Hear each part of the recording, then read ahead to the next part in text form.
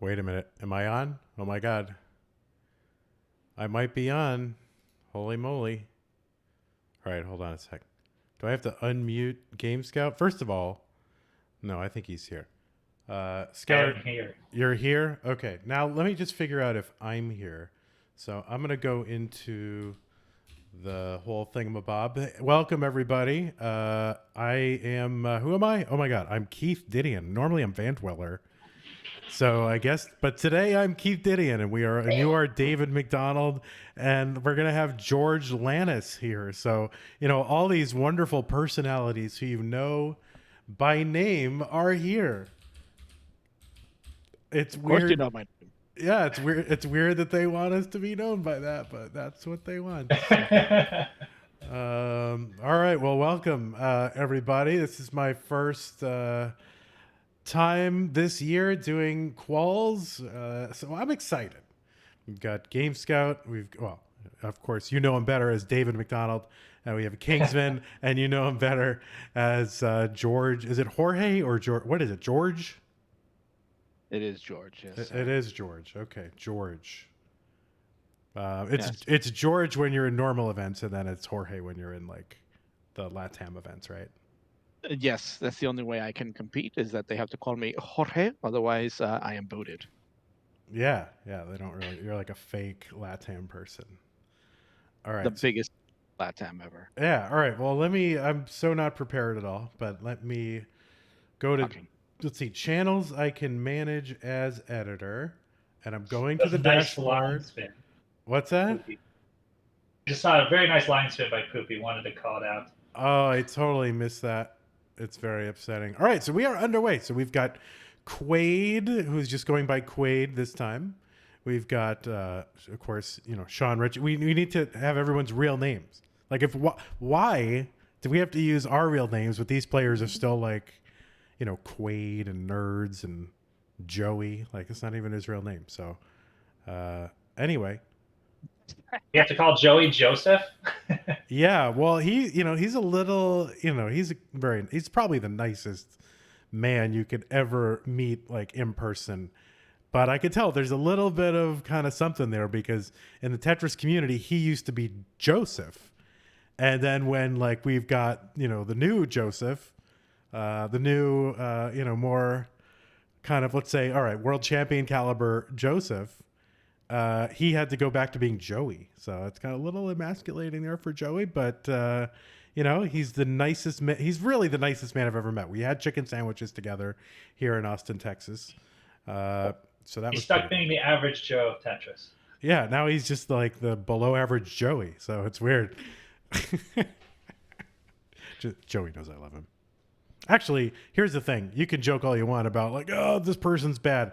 Everybody like watching this stream is like one of the best players in the world, like when you compare it to the rest of the world. Like, like George here is It's true. Blind Storm qualifier proved that.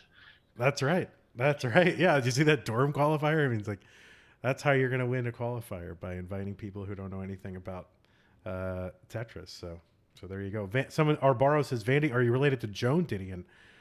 Yeah, distantly, of course. All the Didion clan were the two most famous Didions. So, yeah. Imagine being part of a clan. Yeah, we have meetings and stuff. It's pretty weird. So anyway, Game Scout, is this your first time on? Is this your first time being on Quals this year? It is. Yeah. So you are probably bursting with like things to say and insights and whatever. So I don't know. What do you want to say now that we're here? Maybe. I don't know. I'm here to enjoy the games. Unfortunately, I haven't been able to watch much the past 2 days because I was driving back from the Dr. Mario World Championships yesterday, and then today I had work most of the day. So it's nice to actually sit down and be able to relax and take it all in. It's crazy this year. All right, so we got a little bit of a pace alert. Should I say? Can I say that word? Yes, you can. I can say it. Okay, I don't know I didn't get the style guide. 2021. It's okay to say those. It is. All right, so we got a little bit of a pace alert here for Quaid 525 top left corner, and then Nerds 579. He's gonna transition 600 here, so he's gonna be looking for his second max out. It seems like the main topic of conversation watching all this, George, is that how many maxes is going to take? So you're probably the biggest fan of all this stuff that I know of, in the sense of even if you had you weren't running a community or running a tournament, you'd be watching this stuff privately at home. I'm very much convinced of that. Like, this is your favorite sport at this point. So what do you think, in your expert opinion, as a fan and aficionado, what's it going to take to get into the top 64? Well, I really, really think, Van, that it's going to take. No, I'm just kidding. So, no, I mean, I was talking with Chris about that. I was on with Chris this morning to do one of the qualifiers, which is nice. We got to talk about LATAM, but I think the way that it's looking is that 2 max outs is almost going to be hard to say. Will that be able to secure somebody? Before, when we started this, everybody's like, I don't think you're going to need 2. 1 definitely is what the talk. But now, just the way that these qualifiers are going, these people getting great scores. I mean, look at Joey. Joey, like, almost a 1 away there. Nurse just got one, earlier. He's trying to go for a second one now. It's looking like 2 is going to be the magic number to maybe get you top 64. I mean, and the heavy hitters haven't even come out yet. So this is day 2, and we're already in this situation. Well, we had transitions on all 4 boards here. Joey's board's gonna fall apart, and I know I'm really rooting for Joey because, I mean, I don't know, he's just a nice man. He's making he's making artisanal food products in his garage, like hot sauces and whatever, and selling them. I had no idea. Yeah, what kind of hot sauces? Oh my goodness! I don't know, all kinds of sauces and jellies and he's got like a whole Amish kind of factory going on there, cottage industry. Joey Parker. It's awesome. Yeah, it is awesome. There you go. Oh, that's a good one, Keith. That's right, George. No, we gotta keep this whole real name thing going, because I don't know how exactly that happened or what it is. Maybe they want to use this footage later. I'm not exactly sure why, but maybe they want to see people's names on screen. And I guess while I'm at it, I should try to put you guys' names on stream right now. Can you? Speaking of real names, Sean Ritchie is balling out with the center well, on the verge of max outs. Yeah, well, what would you expect? I mean, this is, of course, what he's known for. Anybody who's knows anything about Classic Tetris the last few years is going to know about the Quaid well, center well, that whole style. He doesn't use it all the time, though. He's now switched back to right well. Yeah. See if he'll finish out the max out in center well style, or just play it a little more traditional. I think it's good to have that kind of in your tool set, the facility and just kind of familiarity and ease with playing that way, especially as you get deeper into a game, and you do have to be a little more aggressive, but it can just backfire so often because, you really end up managing 2 stacks, right? The one on either side of the well. And so you've almost doubled the difficulty of what you're trying to do. And you Quaid just got jammed. He needed a long bar to escape, and now he's got to build dirty to finish off the max. Yeah, Actually, I don't think he can get it at this point. Dang, that sucks. Well, yeah, he would have had to get 1 and then built for 2. I mean, he can get a really good kicker right here. He can get the kicker out of the way. Yeah, I mean, he could have, he was trying to build for 2. You can see it right there, but obviously he's not going to come, so maybe there's this kicker. So, all right, Quaid is on the board with his first score. Hopefully someone's going to type that in, because I'm not going to do that. So hopefully I don't know who's around to do that. Somebody. Yeah. Oh, yeah. Do I even have access to that sheet? I got to check. I don't know. Well, if you could, David, that'd be great. I'll see.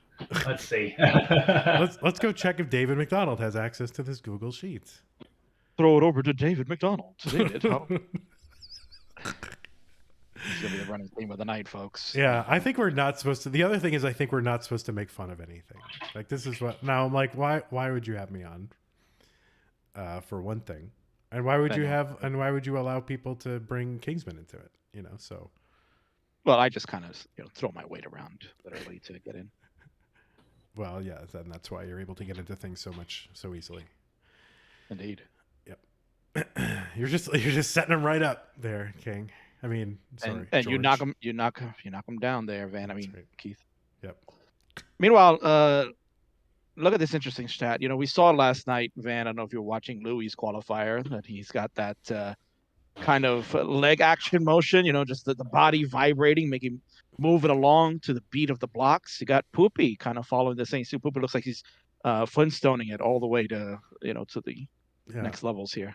I mean, it has to be some sort of nervous or kind of anxious habit. And there's nothing more than people who are feeling anxious.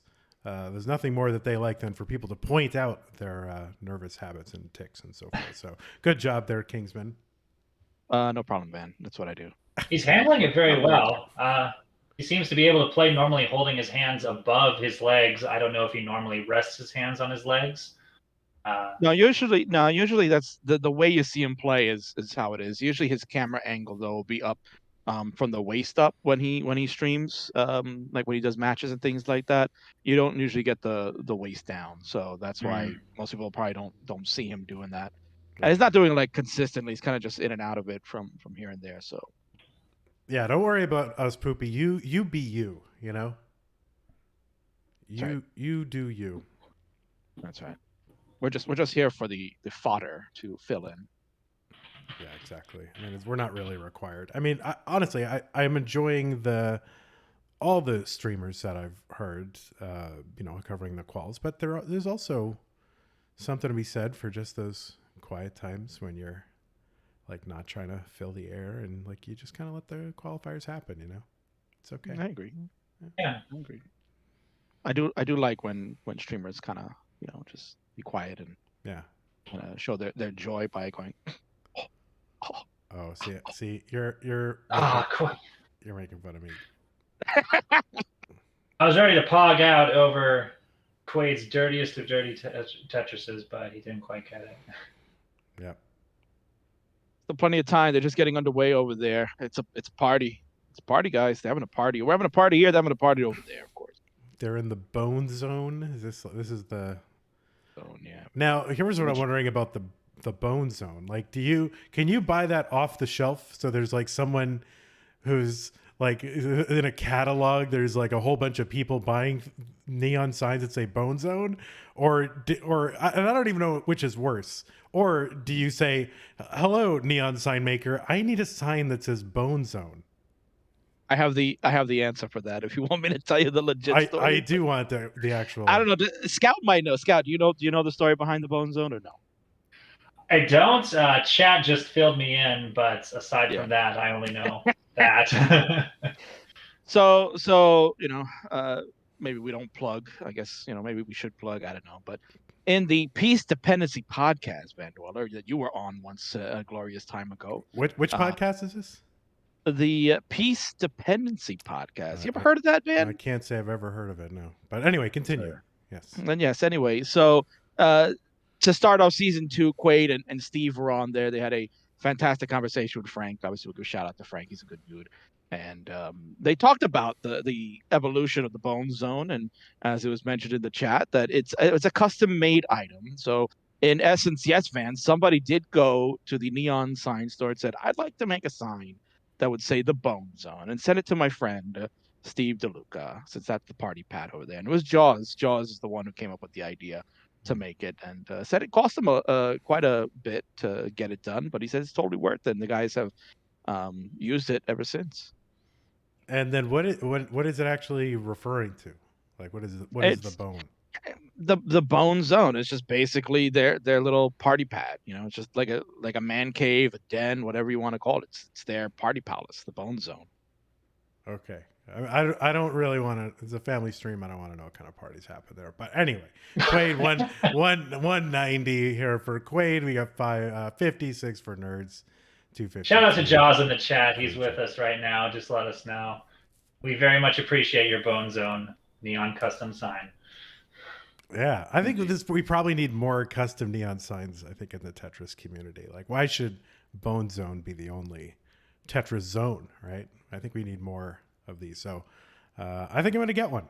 I have I'm living in a new place now. Oh yeah, how's that going? It's awful. I didn't hire any movers because I'm extraordinarily cheap. I'm a very frugal man, and I didn't want to pay any movers, so I have a paid for like SUV, like a 2005 Honda Pilot, and I just made a lot of little tiny trips and moved everything that way. And so it's been going on for weeks and weeks where I just make multiple trips throughout the day. So it's awful. The new place is pretty cool, but I don't know. There's kind of some weird people living here, so I'm not sure that. Well, let me ask you: is it better than dealing with the barking dogs next door? No, I'd rather the barking dogs. Oh, that's pretty tough. Yeah, it is. No, you're not a fan of the dogs. I like dogs in general, but these dogs were ill-mannered. Oof. Yep, that's right. All right, well, who's got stuff going on, Joe? Oh, Joey. Oh, my God, what are you doing? That piece is never getting over there, Joey. And we all know it as DAS players. Don't you hate that when you just like, yep, this time it's going to get over, and like it never does. And it was a desperation move, it looks like. He had no other options. Yeah, well, you just kind of go, but then there's always got to be something better you can try to do, I guess. But there's nothing worse, and you're like, oh. I was busy trying to think of if Joey had a neon sign behind him, what would it say? Yeah. All right. Why don't we give that to chat right now? That's their assignment. The sauce boss? The sauce boss is very good. Yeah, Joey the sauce boss. Scout, how do you do it, man? Just off the fly, he comes up with that. No. He had that ready to go. He's like, all right, Joey's the sauce boss. Okay, what sign would he have behind him? So he already knew the answer when he asked the question. Oh yeah, I had the whole bit planned out, but then King asked Vandy a question about moving, and I had to sit on it for 2 minutes. Yeah, no, and he was just like, can't wait to say sauce boss. I got it here. People are gonna love it. Everybody hashtag sauce boss in the chat. Let's go. Let's make it trending. Yeah. It's good though because he needs something. They stole Joseph away from it. Very classy name, and they stole it from him. We have Joseph at home. I guess now Joey is Joseph at home. Actually, it was pretty funny, Van, that JD had said earlier in the chat. He said Joey got him confused with Green Tea for a little bit back in 2018. See, that is not the kind of thing you should relate in public. These private humiliations that have been expressed to you privately, you should keep those to yourself, George. In fairness to Joey, nobody knew what green tea looked like, so yeah, I could understand the mistake. Of course, man. It wasn't like mixing up two people what their faces are. And that is honestly a wonderful compliment. I wish Joey would have mistaken me for Van Dweller so I can have some more professionalism in my commentary. But not now. Well, the sauce boss is now trending on Twitter, so I mean, this is pretty amazing. There, thank you very much, David McDonald. I know it. Yep. Oh, so good to see the coaches here. Van, he's out of seclusion. Came out of hiding to bang out 3 max outs last night. Pretty impressive. What'd you think? Yeah, I think that was impressive, and I think the degree to which he didn't care about stencil readiness was like super awesome. He was like, I was looking at his stencil. I'm like, this guy doesn't care. And I got to be honest, it was my favorite version of Mr. Valor at all because he's basically like, yeah, like I don't give a crap about your stencil. Here's 3 maxes, eat it. I loved it. Like it was awesome. Like it's my favorite Mr. Valor ever. And now I'm a huge Valor fan again. So I'm into it. Amazing. Yeah, he came in like a boss and got it done. So congratulations to him. It was very, very.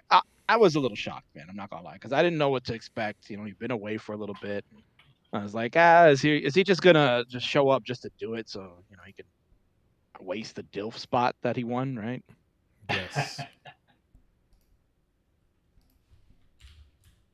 Now, am I allowed to are we allowed to have fun on the stream or no? Yeah, come on, bro. It's first of all, it's late night, right? We're in the evening hours here in the U.S., so it is late night. Kids are put to bed. All the kids are gone to bed, yes. That's right. Yeah, CTWC late night. Oh yeah, that's good. Buying it. Hell yeah. All right, we're gonna put a little sauce boss right there. Put a little sauce on that. Come on. Oh, Calculating Poet is watching with a 3 and a 5-year-old. All right, so that everyone, please cease having fun immediately because Calculating Poet's 3 and 5-year-old are here. No, but that's fine. Listen, but in our little CTM community, and when it's kind of like the off season, the CTWC off season, we get a little salty, a little spicy, a little saucy, or whatever. But here's CTWC family event, and we will try to make it good for families, right? I guess so. And it's not late night because some parts of the world it's the morning. So, right? That is true. It's very America-centric perspective, you guys. Well, I mean, it is the country I live in, man. It's kind of a microaggression, guys. You might want to think about yourselves and just kind of how you relate to people. Here we go. He's coming out with the nonsense microaggressions. Wow, Van, you're so cool, bro. 2021 Van Dweller's awesome, man. My God. All right, we The got only reason. Go ahead. Not Survival by Nerds. My goodness. Oh no, and a little square hang. No, he's gonna be fine. He's gonna get it. Oh no! Oh. Nerds has got the one, and he's only got 30 minutes left. So you can start a lot of games in 30 minutes, but you can only really get one to a few of these to a max out. So I think he's gonna want the 2, at least. But even then, I'm not 100% sure. And back to what Kingsman was saying, because that's the only topic people can think of to talk about is how many max outs is it gonna take? Well, I guess we have to talk about it. I mean, very early on in the year, and you know me, I'm always Mr. Toot your own horn. I invented everything. I was right all along. I mean, that's like my whole thing. But I was very early saying that like 2 maxes is not assured, and I think probably 2 maxes. There will be some people who get 2 maxes that do not make the top 64. That's my prediction. I'm a big. I love the stats and the people who try and use all the stats to predict it. Rory and Pumpy Heart have both come out with their tools to try and predict it. Earlier today, based on the first day of data, Rory had predicted 1 max and like a 960 cutoff, I believe, as the kicker. That might have changed after today, because I don't think people were expecting some of the current players today to get 2 maxes. So I find those extrapolations really interesting because they take into account all the factors that I can't keep track of in my head, like the strength of the players in every individual day and, what all their PBs are and their history. And, people bring a different level of intensity, and we're getting everybody. We're getting people. It's like when you have like CTM or the monthlies or Brawl or this or that, like, you're not getting everybody in the entire community every month. And of course, you're not even getting everybody in the community this month. There are some notable folks who are not playing. But I mean, here we're getting the largest concentration of highly skilled Tetris players. And so it's really hard to predict what's going to happen. So I don't know. I mean, it doesn't stop us from predicting because, whatever, you got to do something. But I don't know. I think two and a low kicker, you should not feel comfortable. I mean, you should feel comfortable, but you should not necessarily expect to just get in. Right. And I think, looking at yesterday's qualification with Heps kind of gives you an indication of like which way things can swing. You got a situation like his where he literally was racing against time to try to get any type of max out. It took him like an hour and 45 minutes to get the first one. Then luckily got the other one to back and put him in at least, hopefully, to stay on course. I mean, there are people out there, Van, that have their own spreadsheet predictors that are showing that Heps right now could be on the man on the outside at two because his kicker is a little lower compared to everybody else. So that's the frightening thing to think about. Yeah. That literally some max outs as good as him could be out of the golden bracket. Yeah, the golden bracket. Well, you don't always believe what spreadsheets tell you, do you? Well, I mean, that's what they're there for. They're tools to help us. Hey, by the way, Stanislaw, I don't know if people have been thanking the bit donators and all the sub people, but thank you so much, Stanislaw, for the 501 bits. And then there was 500 bits earlier from him as well. So thank you for that. And of course, we have Arden with the resub during Grand Design's section. I didn't hear anyone acknowledge that person. So I want to thank all these people who are supporting the channel. And it's really important to do that, okay? You know, I mean, this is let's face it, no one's getting rich off a Classic Tetris tournament that I know of. Or if they are, I mean, like, they should be paying us more. But, you know, I mean, they need support. And, you know, your subs and bits go to help support this great scene. And so, you know, if you've got a Twitch Prime sub or you got some bits burning a hole in your bits account or whatever, then, you know, throw over to CTWC. Why not? Right. Now, take a you look. you really got to do it, guys. You know, really get out there and really show us your support. Hell yeah. Oh my God. Oh no. All right. So bottom right corner, we've got a poopy alert. Oh. Yep. You need to take a timeout, man? No, I'm good. Barrett, thanks for the resub. So good of you to do I don't that. know if I want to speculate what Poopy's neon sign would say. Oh, my word. He's my now there are folks watching now who don't necessarily follow the scene year round. Oh, look at that. Oh man. Come on, Poopy. But he is probably my favorite, one of my top favorite restreamers. I always do well when I am restreamed by him in community tournaments that go around the scene throughout the year. And he's extremely dry wit and really just funny, cool guy. So big fan of Poopy Old Hag. Absolutely. Great voice, too. Yeah. That's the one thing we're missing here with these voices for these guys. We got to get Poopy on here one of these days. Yeah. I mean, well, you know, if somebody got a deep voice, they can maybe channel the inner Poopy. Okay. Now, listen, Kingsman, I will get you right off the stream right now. No, we're doing this for Calculating Poets Kids. I'm sure this is the funniest thing they've heard all night. That's true. They do. Kids do love poopy jokes, so you know. Of course. Yeah. Come on, we have to cater to the toilet humor now. Come on. That's true. All right. Well, let us thank, by the way, some of these subs coming in. Javan T, subscribe with the Twitch Prime. Ivory 99, the piano player. Thanks for the tier 1 resub. Oh, Joey had a vid set up and he didn't do it. Oh no, Joey. See, this is the other thing. What happens when you don't watch Tetris all year? You don't know that a Vitz is a thing. Yeah. See. All right. He'll learn maybe on the next turn. Yeah.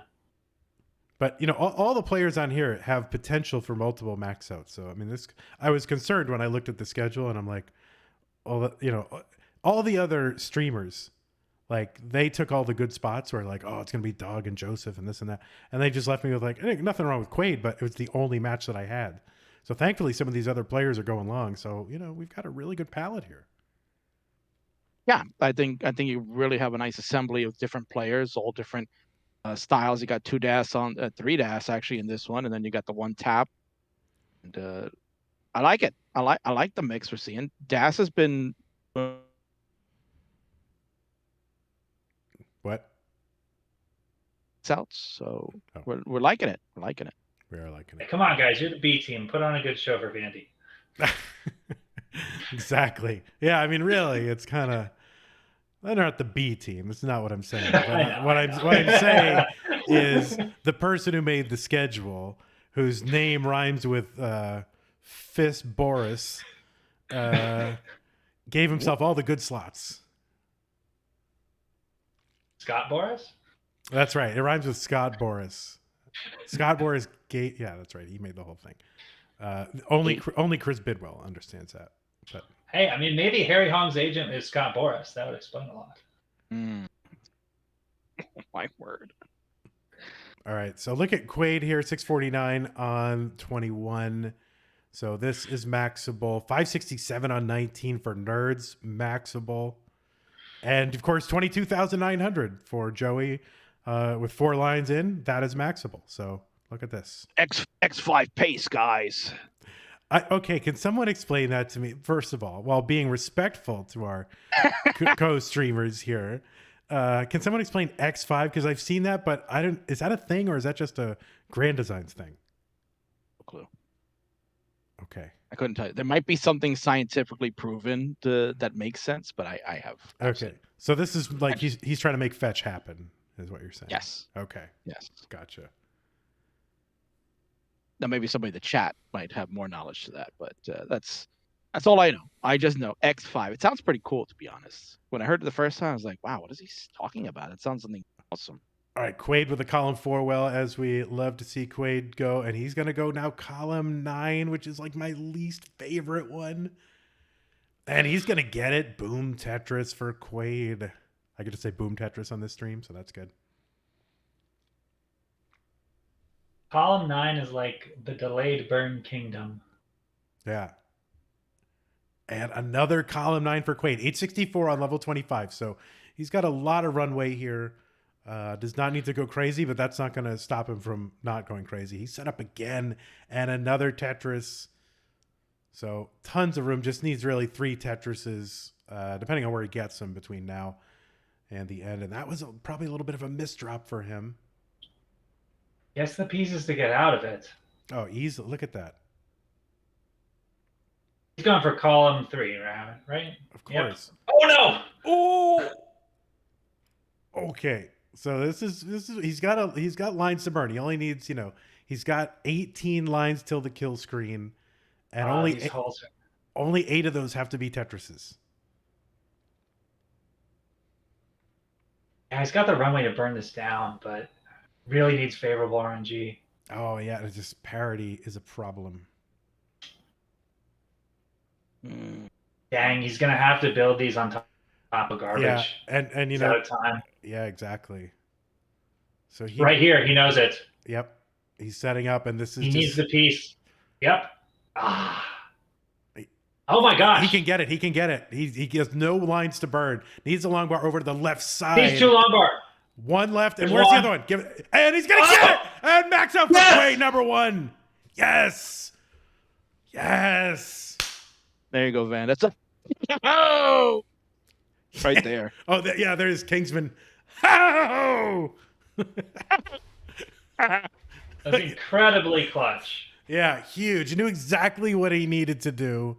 There you go, Van. He was pointing at his head. He said, "I got this, guys." He knew exactly what he needed to do. Knew exactly how many lines he had, how many burns he could take. Knew that he needed 2 long bars. Set up exactly for them. Went all in on those 2 long bars. The long bars came, and that's what you had to do, and he did it. So there it is. He's got 1 on the board. He's gonna need more. Exactly. And he's got a lot of time, Ben. Last year he had to get the max on his last attempt. He spent a lot of time kind of fooling around and just not getting it done, and took him all the way to the end to get his 1 max out, which got him in. And now he's got it early enough that he can start building up and get another one, and maybe a couple more to get him in a good spot. All right, we got transition alert here on the bottom right for Poopy Old Hag, and bang, 520 transition for him. I'm going to go ahead and read off some more of these donos, if that's okay. 400 bits from Rye Chessman. I believe they deserve to be called out. Maybe I'm old school, but 400 bits from Rye Chessmaster. Peyton, thanks for giving out a tier 1. Rainmaker 205, prime resub. King Kadid, whatever that is, 100 bits. So thanks so much. Okay, so Nerds is in trouble. Okay, gets that. Now this is burn downable, but it's gonna. Oh, look at that spin there. Sorry. Nerds or Poopy? I'm sorry, Poopy. Oh my god. No. Getting flustered. No.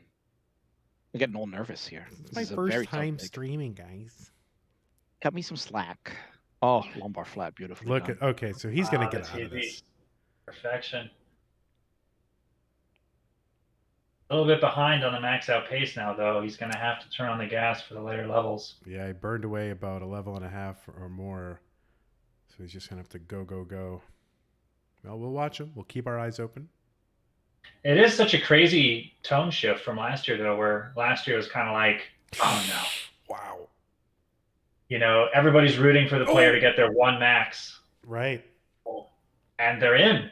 And then this year, you root for the max, but then once they get it, it's like, there's no time to waste. There's more work to be done.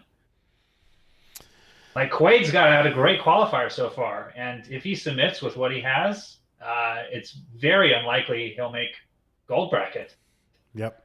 Or as I call it, the World Championship, by the way. Anyway, it's It's not really a bracket. It's like The Mega Masters event. yeah, that's right. CTM Championship. I mean, nothing. No, but I mean, it is the World Championship. I mean, there is a thing where they're calling it the gold brackets, but I don't think you want your main, like, primary thing you work on all year to be known as just one of several metallic brackets. I think you want to call it the World Championship, but that's just me. That'll be the last you hear of Van for the rest of the week. That's right. Yeah, we don't need that guy. Anyway, go back to your stupid monthly, whatever, that we're going to usurp in 3 months anyway. Yeah, so Poopy's now out of max out contention here, but he still could improve his kicker. Mm-hmm. That's right, Moo. Got the feed. Somebody. That is, yeah, the tone's different. Like now, like the tone is you want the 2 max outs, but you also want the 900K kicker. Right. So it is valuable to play these out.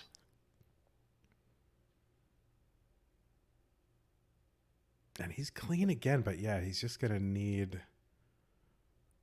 Oh, yeah, it's going to be hard to improve much now. I mean, he can get 2 more if he plays perfect. Oh my God. What? What the hell?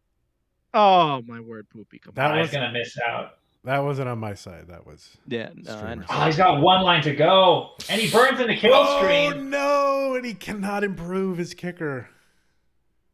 And he reset. Cool. Let's go. Hurry up.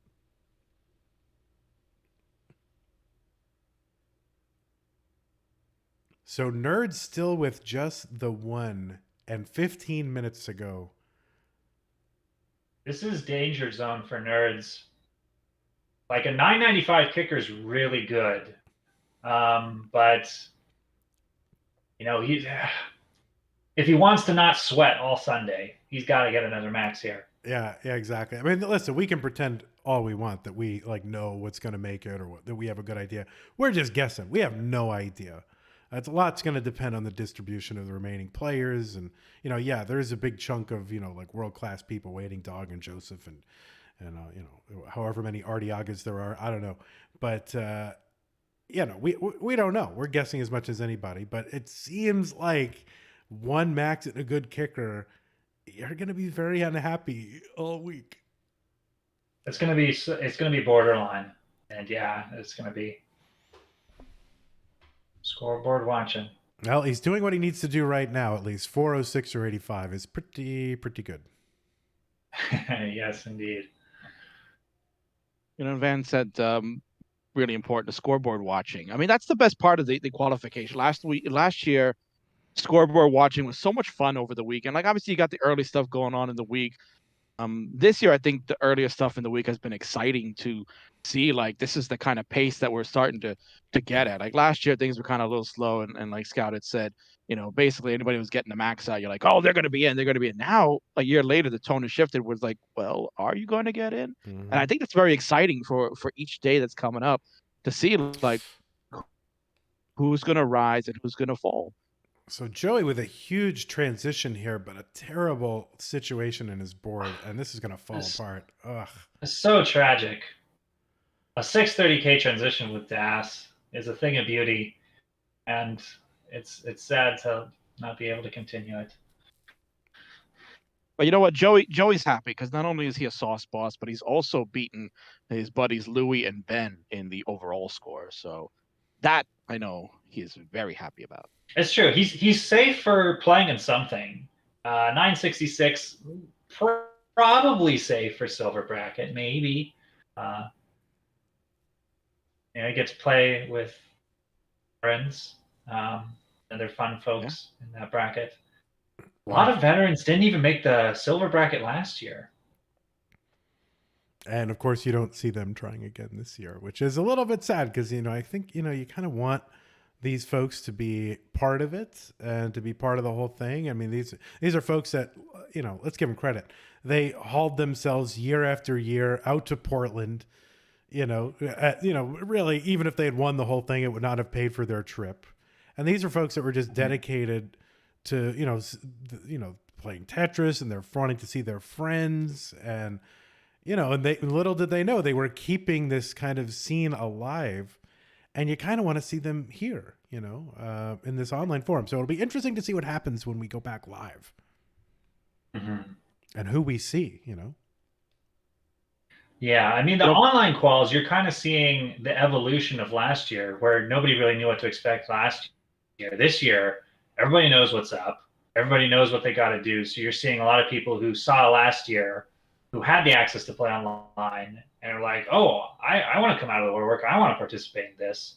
A lot of those people are here this year, and they're raising the bar. And Nerds is certainly raising the bar. Look at this. He's got 700 on 22. So let's go, Nerds. He really needs this one with about 11 minutes to go. This is definitely max out he's got to get. Playing really aggressive, but gets the Tetris. Another Tetris to reset the board. Really crucial. I mean, Nerds has always played that way. Joey playing bonkers aggressive and gets 2 Tetrises by the skin of his teeth. Yeah, I mean, if you think about it, the players that we're looking at here, Scout and Van, is that they're really known as aggressive players. Each one of them always just don't take a lot of burns. They like to build up to the sky if they have to and go bonkers. Maybe Poopy out of the 4 here is probably the more safer of any of them, but I mean, still Poopy's pretty aggressive at times. So not surprising that they're all just trying to go as strong as they can. They know what's at stake. They know what they need. Yeah, an aggressive poop is a scary thing. Oh, listen, this is Dirty Scout. Okay, we need Clean Scout for our CTWC. Now there are secret Discord channels where Dirty Scout does thrive, but this is not one of them, David McDonald. Oh my word! There goes that VPN sponsorship. Oh yeah. I bring out the best in people, I think, is what's happening. Yeah, you really do. You're so bad, Van. But look at that, max out again. There we go. Finally, there it is. Nice. Hey, you can stop playing. All right, there you go. Thank you. Good. Let's start another one. So he's got 2 and a great kicker, actually. So does he have the best kicker of the 2 folks? Of the 2? No, he doesn't. So he does not. Second best kicker. Terrence, what have you done, Terrence? But he I think he's in, but yeah, you don't know. Yeah, I think this is safe. This is pretty safe. Yeah, so this is, you got to feel good, but you got 9 minutes. Let's put on another one. Let's be really safe. Well, now it's all about improving your seed and not being stuck towards the bottom or the middle where you might have to face someone annoying first round.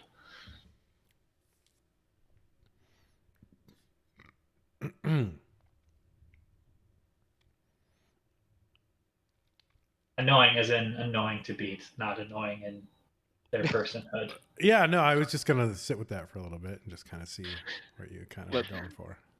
Let that one bubble a little bit. Yeah. Dirty Scout. Indeed.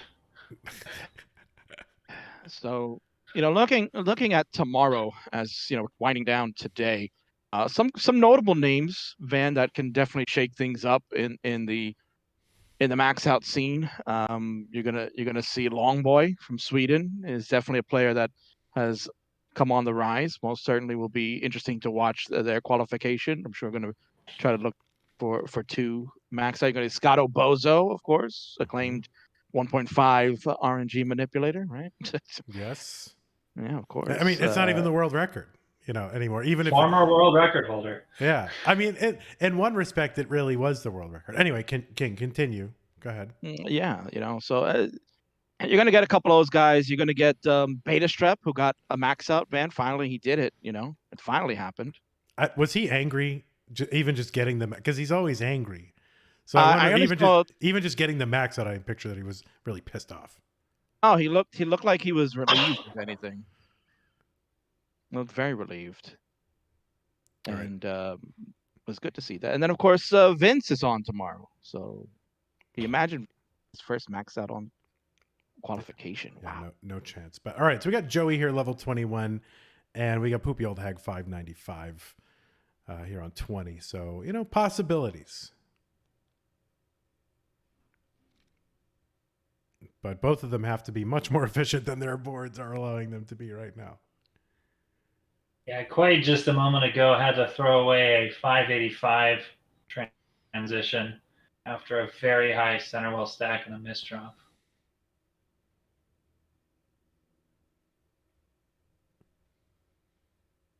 But it's encouraging, though. I think it's encouraging where you at least make transition and you're like, that was a good pace, rather than having a string of games where you're just kind of struggling around in the 18 range with endless digs. Yeah, Joey in trouble here. Joey seems to be gambling a lot on just kind of being able to set up like one or two deep wells in column one and then being able to burn and then just not getting the piece to burn though. So I don't know anything, and Joey's like 15 times better than I am, but maybe a little more building out of the left needs to happen for Joey. But you get into these things where you're like, it's not going the way you want, and it's very hard. You get tunnel vision, about how you just get stuck in these little ruts. Happens to me all the time, like commentating, just like right now, for example. Yeah, you're in such a rut right now. I am. I'm at the top of my Oh game. my goodness. 1235 in the chat has pointed out that Trey is not playing this year. What? He's not on the list. Not on the list. That's correct. That's not surprising to me. I mean, Trey is extremely busy man. And he just had another child, so I mean, he's very busy. Oh, that would explain it. Yeah. Like, how much time do you really think he's dedicating to this game? Not it's time to build Max Out Club somehow. Yeah. Well, I think that was before the child came. So. Now, of course, Joey and Trey, very famous for being some of the early adopters of the retro USB AVS console, which is now legal apparently. And they're the ones that convinced me to get it. And this is Max Out Watch for Poopy. He's finally improved his kicker with that Tetris. All right, I'm gonna give advice and encouragement to Poopy along the way because that's what he's looking for. Can I start going?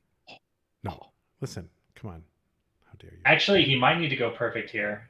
Maybe. Yeah, he's really close. Yeah, it really is. But so far, good low board. Oh no, it's gonna be one short. Well, he can build for two. Now he's got a burn here. He's out of margin. Oh, come on. Oh! Wow. What was that?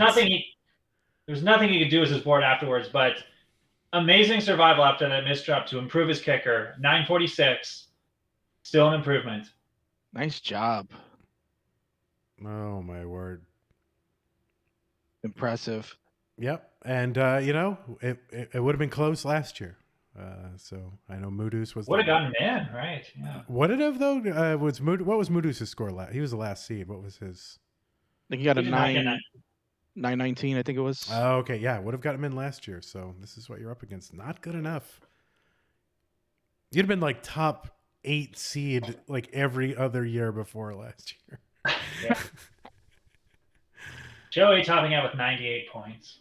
Yep, Club 98. That's a good year. Poopy, of course, with the falling, gently falling pedals.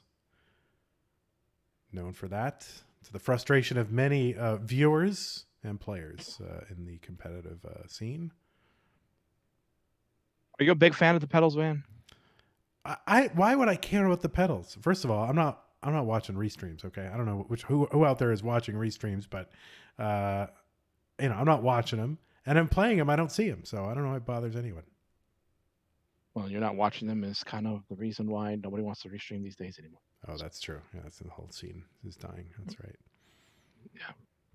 It's not at all. It's bigger and better than it's ever been. So there you go.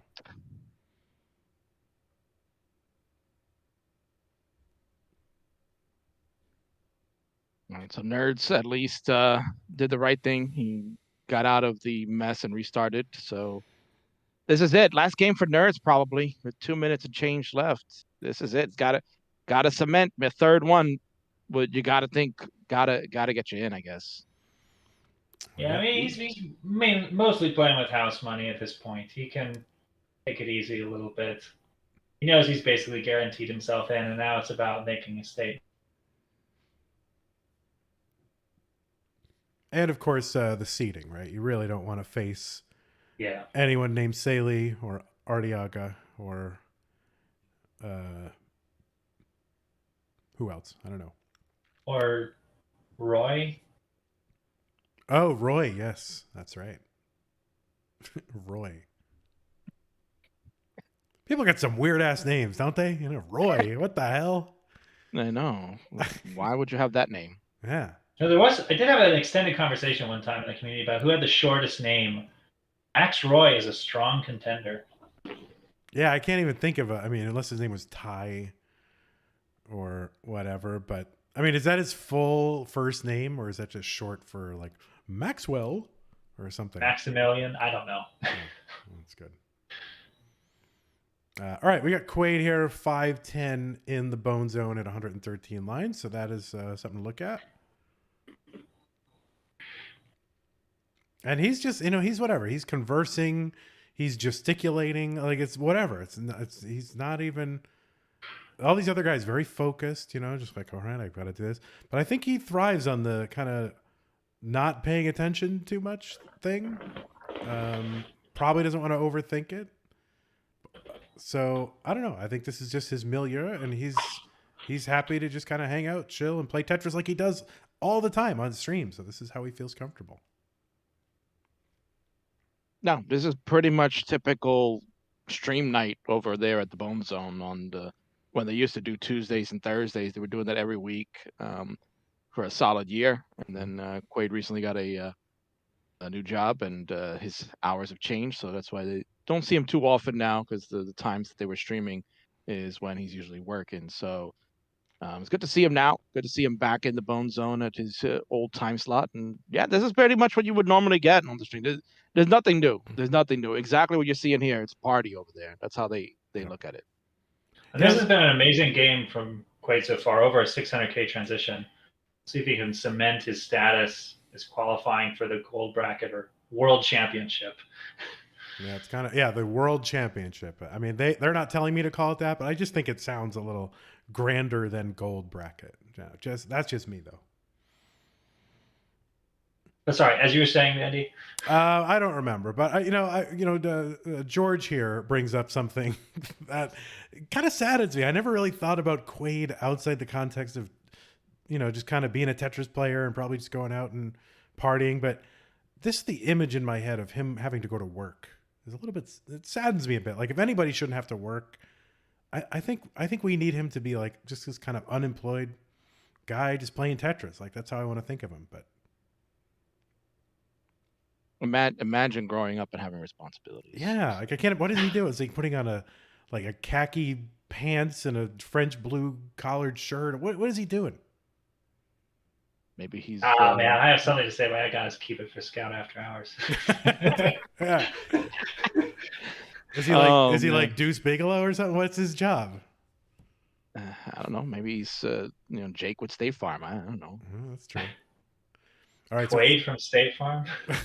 So 827. So yes, definitely within easy max out territory. And he's just going a mile a minute, Yeah, I mean, these are great setups. Ooh, a little aggressive, but gets the Tetris.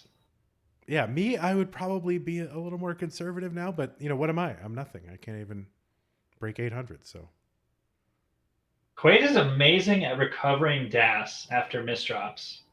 Yes. Like, you kind of rarely see him just completely spiral out of control. So we've got last game alert here for nerds, 526 here at 115 lines and no time. So this is a lot of times you see, last game, best game, and he's going to want that right now. Ooh, Quaid's going real aggressive. Last second adjustment to set up for the Tetris. Needs two more. Takes the triple. Oh, and passes up on the Tetris. Oh, he probably didn't realize it was going to burn. Yeah, I didn't realize it was going to clear out. All right, well, but he's got time. Yeah, he's got plenty here, and he's going to get it. We all know he's going to get it. It's 17K. There it is. There it is. Okay. All right, number 2 for Quaid, and his kicker is what? 956. So this is, you're probably feeling okay. Yep. I mean, he's gonna be feeling okay no matter what, in or out. Whatever. Well, that's true. Yeah. Oh, but hey, 2 more maxes, and he gets the all-time DAS qualifying world record. Set last year. By Tagamek. you. Oh my god. I believe Valor beat Tega by like a couple thousand points. Oh, did he really? Oh, shoot. Set by Mr. Valor. Mr. Valor has a record? Oh, man. Oh, nerds. Oh, nerds, yes. Oh, my word. That was scary. All right, yeah, just calm down there, nerds. Just get the score. You're good.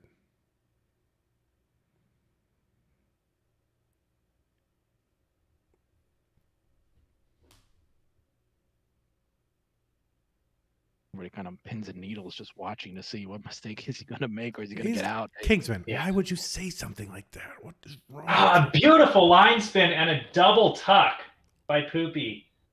That was an incredibly clutch solve. Game Scout's the only one watching Poopy right now. I can't take my eyes off of nerds. But I'm glad you are. Thank you for doing that. That line spin was just like a siren call to my eyes. Yeah, someone please clip that and put it in the Vandy channel. I want to see it.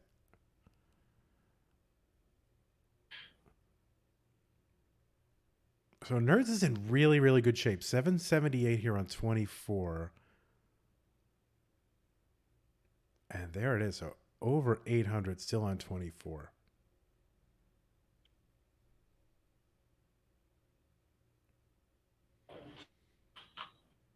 And Joey again with like, a really decent transition. Hard to max from, sub 500, but possible. And he's only got 1 minute and 16 seconds left. So he's got a decision to make, really. If he's aware of the time, he's like, is this going to be the game or not? He's going pedal to the metal. He was dead without a long bar transition, so I'm glad he got it this time.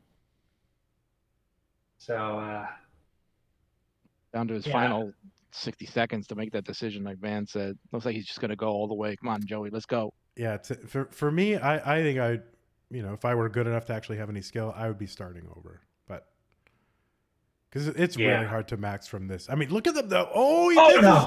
Now I think that decision was made for him here, unless he gets a long bar and a couple more. So. Oh yeah, abort now, abort. Yes. Yeah. Go now. Yeah, it was just a little, mid 500s on level 21. You really want to be, well into the 600s, if not early 700s at that point. Yeah. Yeah, kind of like 600K by 21 is the benchmark. Give Nerds another one. There it is, man. There's another one for Nerds. Last game, best game. Going for the Tetris on the kill screen. Go. He gets shrouded. All right, so super safe, very, very good. Definitely good for middle. Definitely. I can't make any guarantees as an official representative of Classic Tetris World Championship, but it seems good to me. Seems good to you, Chris? I think it seems good. Hong Kong's finest does it, man. There you go. Is he? The only sad. What? Go ahead. I was gonna say the only sad thing about all these maxes is that it means if one person gets their first time miracle max, it's not going to be enough. Yeah. Right. It's still a great personal achievement, though. I would say. By the way, Miracle Max would be a great name for like the next Hydrant Dude alt. Just saying. True. Yeah. Oh wait, are we not supposed to bring up these topics? Alting. Yeah, I'm supposed to pretend that doesn't exist. Shh. Correct. Is there a history of people making puns with Max's name and Max out? I feel like that's an obvious one, but I don't remember seeing it. Yeah, I'm not sure.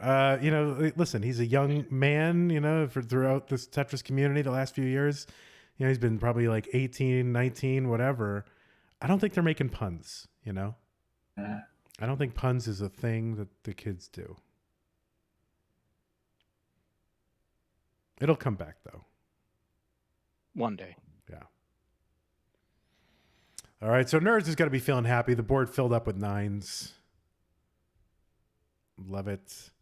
Nice. And he came strong on the second half, man. Like, we've seen a lot of these other players start to kind of fade in the second half of their qualifier, but he came on strong. The first half was looking a little rough, but look at him go. Last 60 minutes. Nice job. Yeah, 2 hours is a long time to play. And now Joey, of course, is on last game with a deep well in column 3 and this little kind of reverse kind of overhang thing on the right side, which he's going to take care of. But I just want a good board, like just burn this down. But on the other hand, you can't because you're at 219 through 62, so you've got to make. Yeah, it's okay pace, but yeah, it's borderline. Well, I want to have one more Tetris at this point. I would love to. Yeah. Because right now he's on pace for like another sub 500 transition. So, right. It's like when you're here, it's like, all right, I can work with this, but I'm gonna need not many burns in the latter half of the 18 portion. Yeah. I hope he's not listening to this, because nobody should listen to this while they're trying to play. I'm just hoping. That's my advice to everyone. Don't. I hope he's listening to this. You do? Oh, yeah. Why? Who wouldn't want to hear the sultry tones of Keith, George, and David? Keith, George, and David. Oh, my God. Barrow in the chat said we sound like the newest sports radio show hosts. The AM radio. I'll take it. I mean, maybe that's to comment on your... Oh, Joey's going to top out. He got too high. Oh, sauce boss. Hey, Joey's going to get to play. Definitely safe for something. Probably for silver brackets.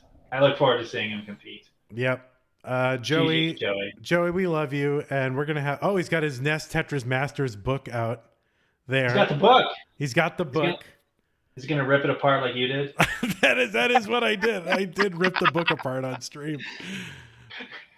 Goes to show you how well that works for you, Van. He's too nice to do something like that. He respects private property, and and it would be wasteful to do something like that. And it's not the Joey Parker way. You know who we need on the stream? We need the guy who wrote that book. We need his thoughts on the scene as it is now. I don't think anybody's heard from that guy in years.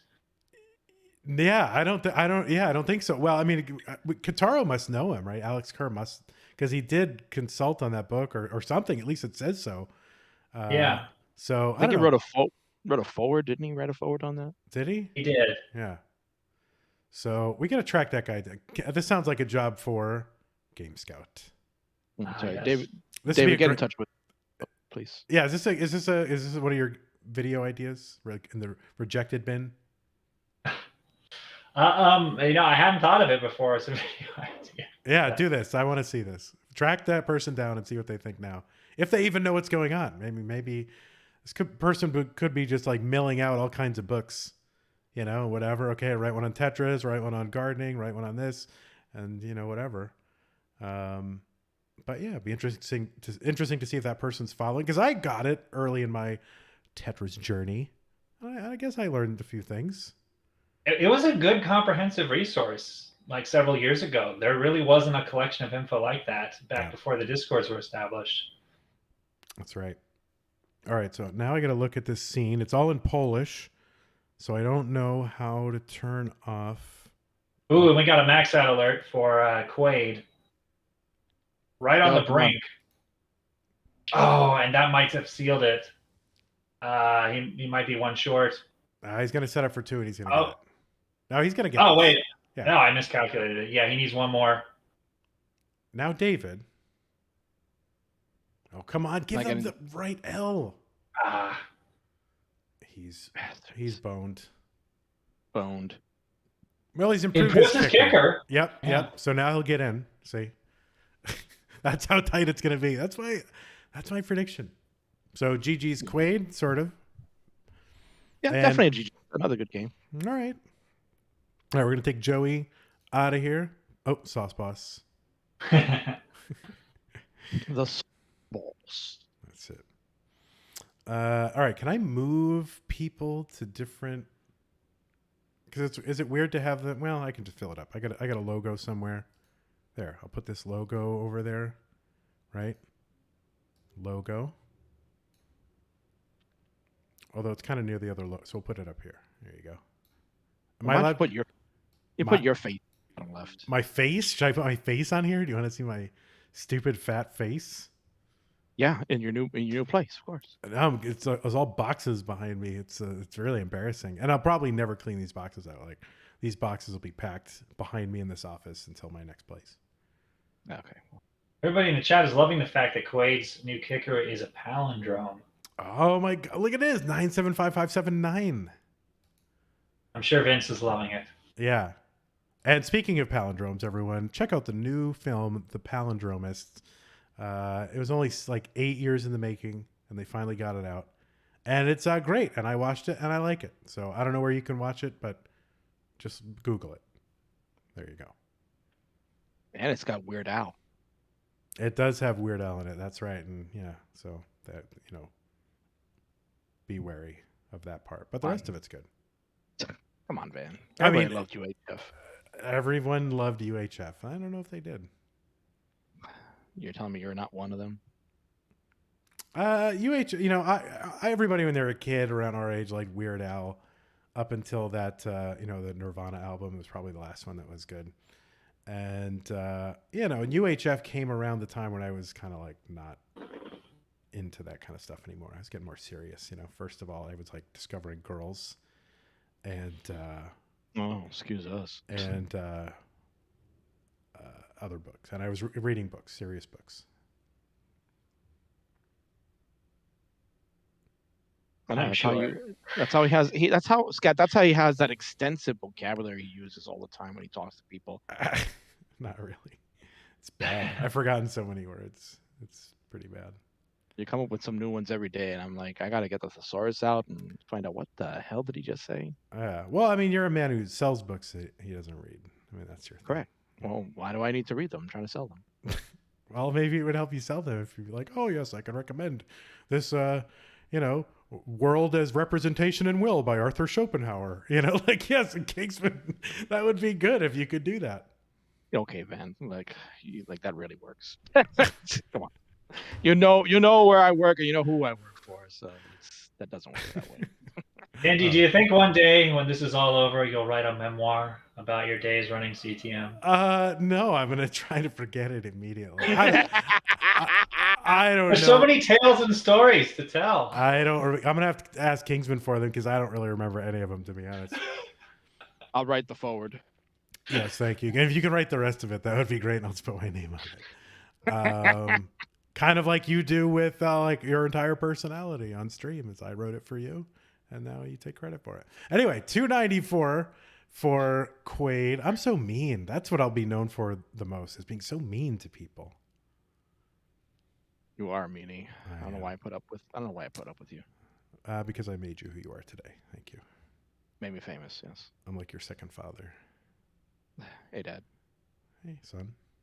Can I have allowance? Yes, actually, I do owe you guys some allowance. I actually do. I know. I'm waiting for my June payday. Come on, bro. It's true. I haven't paid anyone since June. Oh shoot! And I still got to get those prizes out for STM last year. Oh my god, I'm slacking, bro. Yeah, Hydrant Dude Jounce or whatever. He reminded me of that today. I'm like, on his 5th address. He's on his 5th address, but I have real reasons why I didn't do it. But I'm gonna do it. I've got what I need now to do it. As long as you finish it faster than I finished my 2019 bids, you're good. Yeah. So hey, here's a question. Now we have the great Game Scout here in the channel. What are you gonna do for 2020? Here's my experience sitting in my own home, or what are you gonna do? Before Scout answers that, this kind of shows you, Scout, that he's not watching. Yeah, I already uploaded part 1, Vandy. Oh, you did? Seriously? Oh. Yes, I did. Oh. Well, to be fair, when did you do that? This weekend? 2 weeks ago. Oh. Do I even follow you on YouTube? I'm gonna go into that. No, it's okay. The way YouTube works now is basically like subscriptions don't mean anything. It just kind of like it pushes it out to a couple of your subscribers, and then if the analytics are real good, it'll push it out to more. Wait, but it doesn't ever push it out to anybody. What is the Yeah. point of subscribing? There's no point. I mean, unless you're somebody who exclusively has bookmarked the YouTube subscriptions page. But if you're somebody that goes to the YouTube homepage, No, I just go to subscriptions. I don't look at any of that. I don't want to see what other people are seeing, to be honest. Like, it makes me sad for humanity. yeah, Yeah, like that's the I thing. still use it because I mean I had that page bookmarked for like 8 years. But for all the new people, it's just about what's the last channel you've watched a lot of videos from. It'll show you more than that on the homepage. Yeah. No, that's what I've had to do is that every time I go to the homepage now, I'm just like, why am I getting this? I don't want to watch this. And then I have to go to the subscriptions to find because I know like certain things are getting released like on Mondays or Wednesdays or whatever. And then I'm like, I want to see that. I know what time it is. It's supposed to be uploaded. Why does it not showing up on my home feed? So then I Okay. got to go right to subscription. So I did see this. This is you sitting in the Discord chat with all. Okay, so I did see this. Yeah, and that was my experience. It was sitting in the voice call with a bunch of people. My experience was trying to shout through chat at Chris Forrest the entire time. Whoop. It's like we stopped saying whoop and fix the fucking stream. Manuel, check my protocols and see if you like them. What the hell?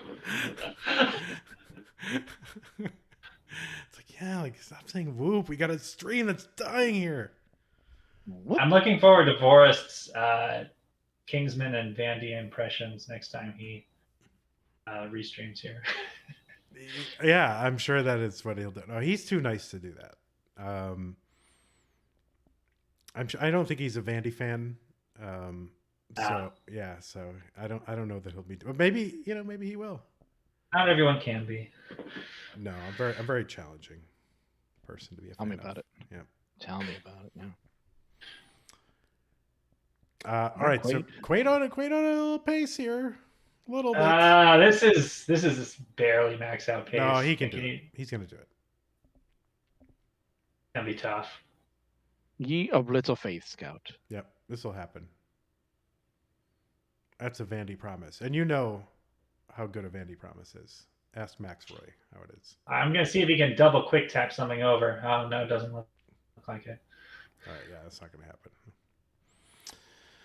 And well, poor Poopy here on the bottom right-hand corner. It is decent, almost halfway to transition pace, but needs that one max out, just one, and you'll solidify a high silver seed. Well, again, we don't know. We're just guessing as much as everybody else, right? And I don't, this list, looking at the end of the day for day 2 of qualifiers, does not have as many 2 qualifiers as I thought we would have. It was not the same as yesterday, so the same pace. So I don't know. We'll see what happens. Yeah, I mean, you didn't get the same powerhouses that you got in day 1.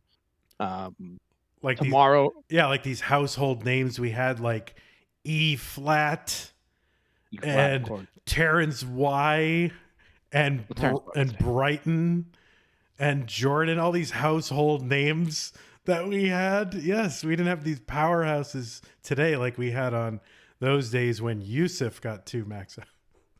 Of course. Yes. Kingsman. My God. Household names, sir. Don't you know? Oh, wait. Terrence was earlier today. Oh, well, I don't know.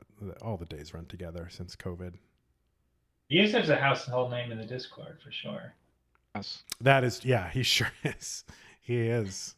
That is true. First player from Azerbaijan to qualify. It's very nice to hear that. Is that a real place? If I said it, then it must be real. It sounds like a guy's name. Like, this is Azerbaijan reporting for whatever. Reporting for Al Jazeera. Yes. Well, oh my God. Oh my God. No, I mean, but Al Jazeera is actually, by the way, really good news source. Like, I watch it all the time. It's really good. Oh, it is. Absolutely. Yeah, it's like up there with BBC. Yes. I'm just trying to save Scout here from charges. Well, hopefully, right. Well, hopefully, Scout maybe have signed something earlier, so who knows? That's true. We all had to sign. Oh wait, no, we didn't. We didn't have to sign anything. That's right. No, but when you enter into a business relationship with someone, you do, there's contract and things you can do and can't do, and it's only fair. Correct. Yes. Yep. We got to be business-like. This is a business. All right. Tetris is serious business, guys. No fun and games here anymore. Yep. No. Yeah. I mean, I think that's kind of what appealed to everybody when they first saw, Classic Tetris in their YouTube, recommended feeds. It's like clicking on it, thinking it's kind of like, a lighthearted parody or something, like Tetris World Championships. But the seriousness with what everybody, treated it as is what made it so appealing. Yeah, I agree. Those videos that got surfaced in people's feeds in, 2018, that kind of thing. Even before the Joseph stuff, like the Jonas and Alex finals and the Jeff stuff. Although the Jeff one was kind of more lighthearted. But really, yeah, they were very intense in a way that people do not expect. Yeah, it's like, this is not just, a joke. It's people are taking it, quite seriously. Yeah. I mean, maybe that part is the joke, but it's still, it's yeah. But I don't know, there's something to this, and I still believe after all these years, after more than 3 years of like streaming all this stuff and whatever, I still believe that this has the potential to be like a worldwide, thing with a worldwide following. It is worldwide, but like with the kind of thing where the guy in the street would be able to, know something about it. I really believe that. Now, of course, we did just break Tetris, so I'm not sure what the implication. I mean, this is something that will probably have to be talked about, but I don't know what the implications are down the line, downstream for Jounces or Hydrant Dudes 1.6. Like, do we really want to rehash all 6,000 rabbit hole messages? Yes, we do. I just mean in terms of, is this the last year where it's going to be truly competitive, where like kill screen matters, and or is this going to become a something where it's it's like Tengen Tetris, where it's marathon mode and who can go the longest, so yeah. I don't know. I'm very curious about next year. Now, part of the dynamic is going to be that it's going to be in person, and not as many of these like mega kind of rollers might be able to fly out. But on the other hand, the prize pools are getting larger, so it's worth it to fly out. So that's, Van, that's kind of what Chris and I were talking about this morning, is that, do you think that some of these regional organizers maybe try to help the sport grow and kind of like say, okay, well, if you're going to be in person next year, maybe can we find a way to get more people to sponsor our event to try to get the best player in our region to be able to afford to go to the tournament and be able to represent a brand out there? I'm confused because that's what they did, right? I mean, back in the the olden days, these qualifiers did send airfare. Did give airfare in a hotel. No, but we're talking about like countries that are outside the realm, like the realm, yes, okay. Because look at this. Like, do you think in 2022 Nendo's going to be able to find a way to get here on his own? No, I think he needs the support of the community around. Does the Singapore qualifier that he participated in, let's say he wins that, are they willing to be able to foot the bill to send him to try to compete? Because clearly he's one of the best in the world and now always has a chance to do it. Yeah. Well. Yeah. Go ahead. And the players I would really be hoping for that they can find a way are the ones who are going to surprise everybody that nobody knows yet, that are really good. Like Nenu, for sure, wouldn't be able to make it out on his own, but he's famous enough, I believe, that there'd be people who would be willing to help out in the same way that people are willing to send him the gear and everything he needed last year. And a great, gesture from the community, from Jeff and Kim, and I think it was Zeno, I forget his name, who sent him stuff. Xerxos, yes, yeah. But the players who would surprise everybody, that nobody knows yet, that don't have the fame yet for people to be willing to donate, I think they'd be the true people missing out, and that would make me sad. Well, I think this is why the online scene is going to have to continue, right? It can't just be, Tetris once a year. We do need the sort of online scene or or something. It doesn't have to be CTM and Brawl and Gauntlet and whatever. Who knows? I don't know what CTWC doesn't tell me anything, but I mean, it seems like they would want to have something going more year round, but you're going to have this be building throughout the year in order for that to happen, so these players can build a reputation.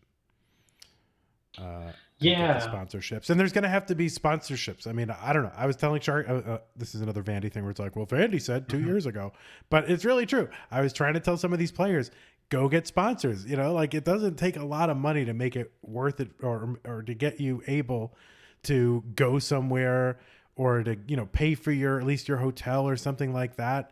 It doesn't take a lot of impressions on a large stream like this to make it worth it. So I mean, go try to court sponsors. But well, see, the hard thing with that is you got to have good sponsors, because there's sponsors out there like Raid Shadow Legends. Right, yeah, I've got an email from Raid Shadow Legends like 5 separate times wanting to sponsor me, but do I really want to sell my dignity?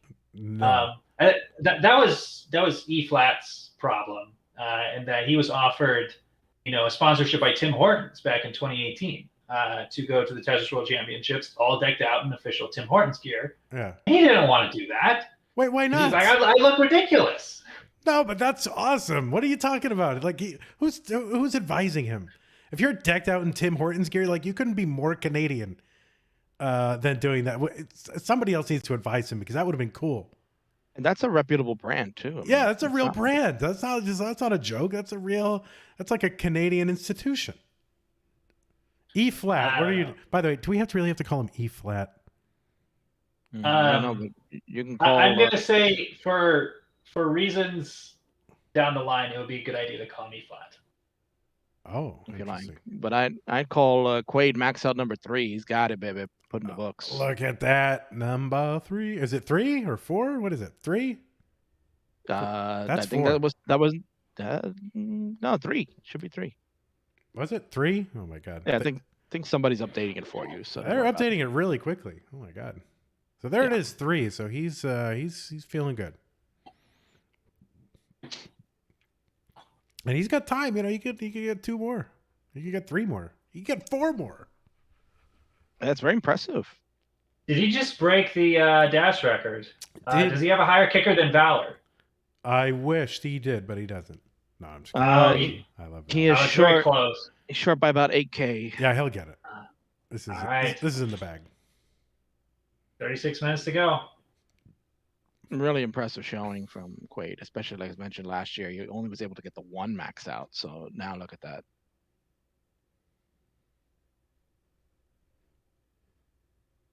Yeah, I'm really I'm a big fan of Mr. POH here. I don't want to call him Poopy. Like, I don't know. He's that's a name he's got to change there. I don't want to call a guy Poopy. You want to call him Lou? Lou, I don't like Lou either. I mean, I like it. I don't know. I mean, it's fine, but I want to call him. I don't know what to call him. I guess Lou is fine. Classic Vomps wants to call him Big Sexy. Well, he is 23, so I'm allowed to do that.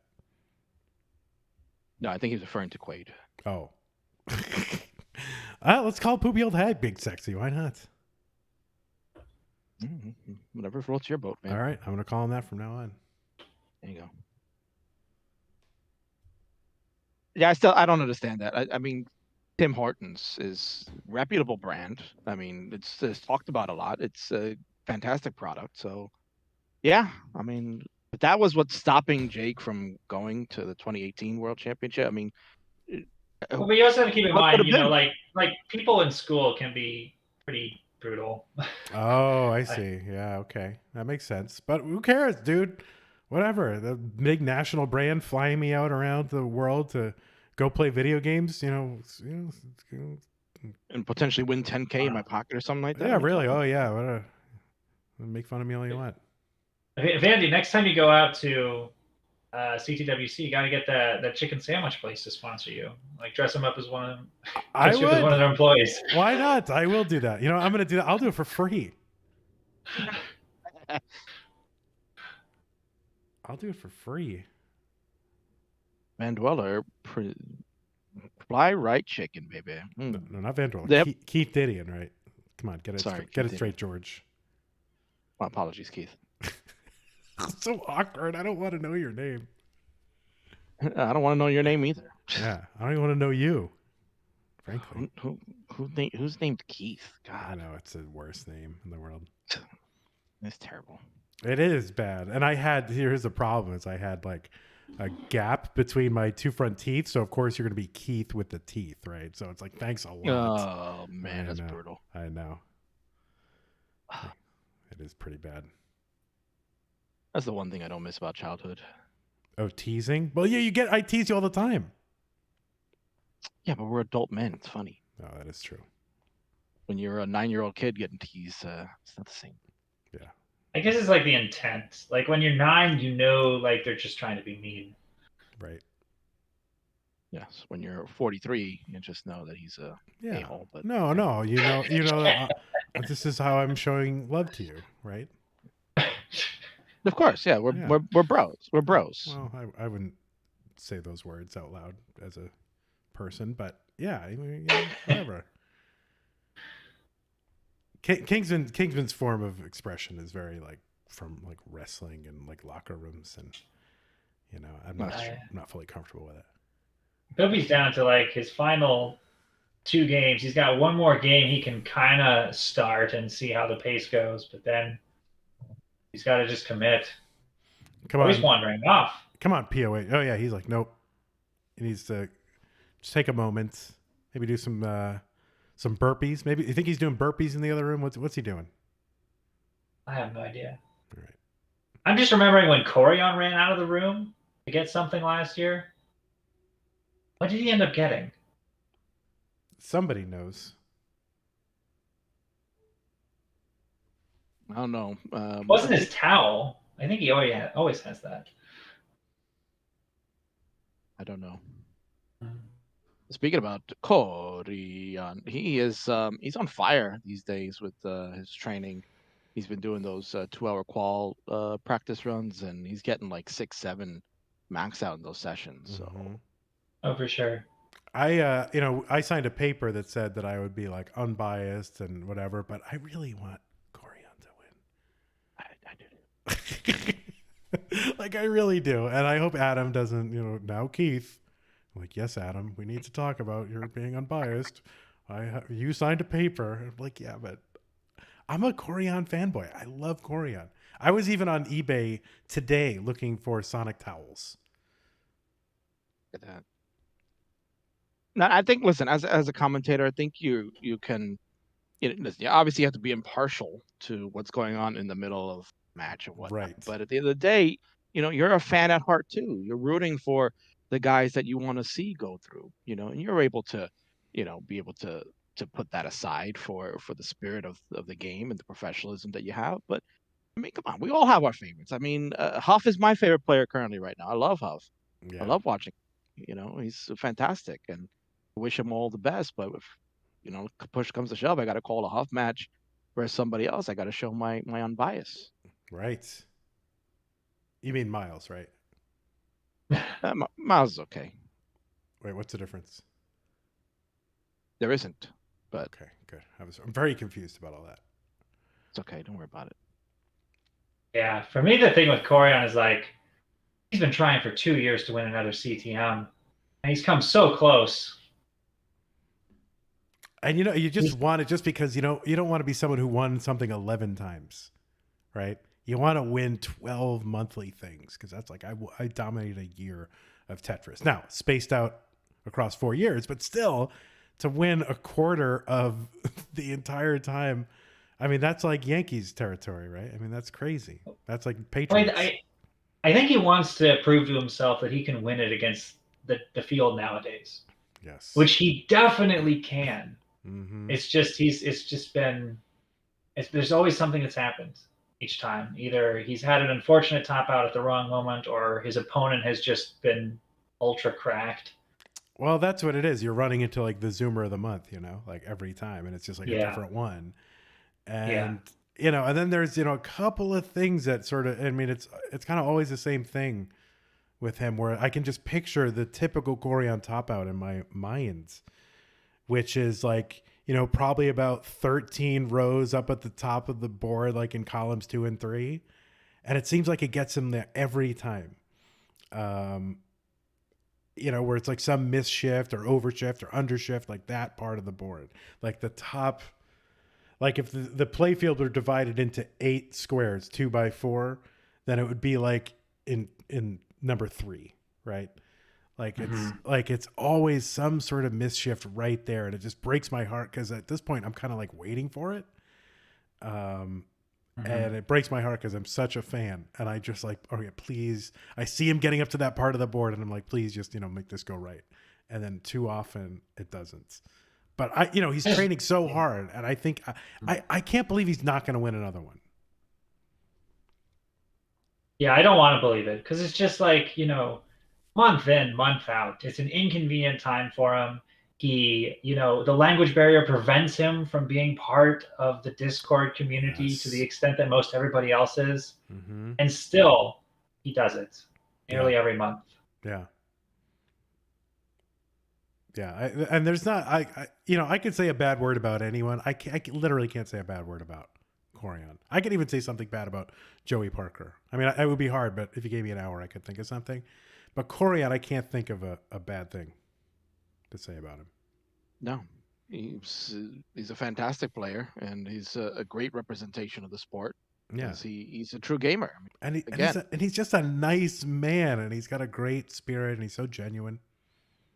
He really is. One of my favorite moments I've seen from Corian, because I don't really often get to see him at the full extent of his thoughts, because when he talks in English, he's usually very brief out of necessity. You can kind of see, because he writes on Twitter, and you can translate his tweets. In 2019, he talked about wanting to show what veterans can do when he was talking to Arda in his interview.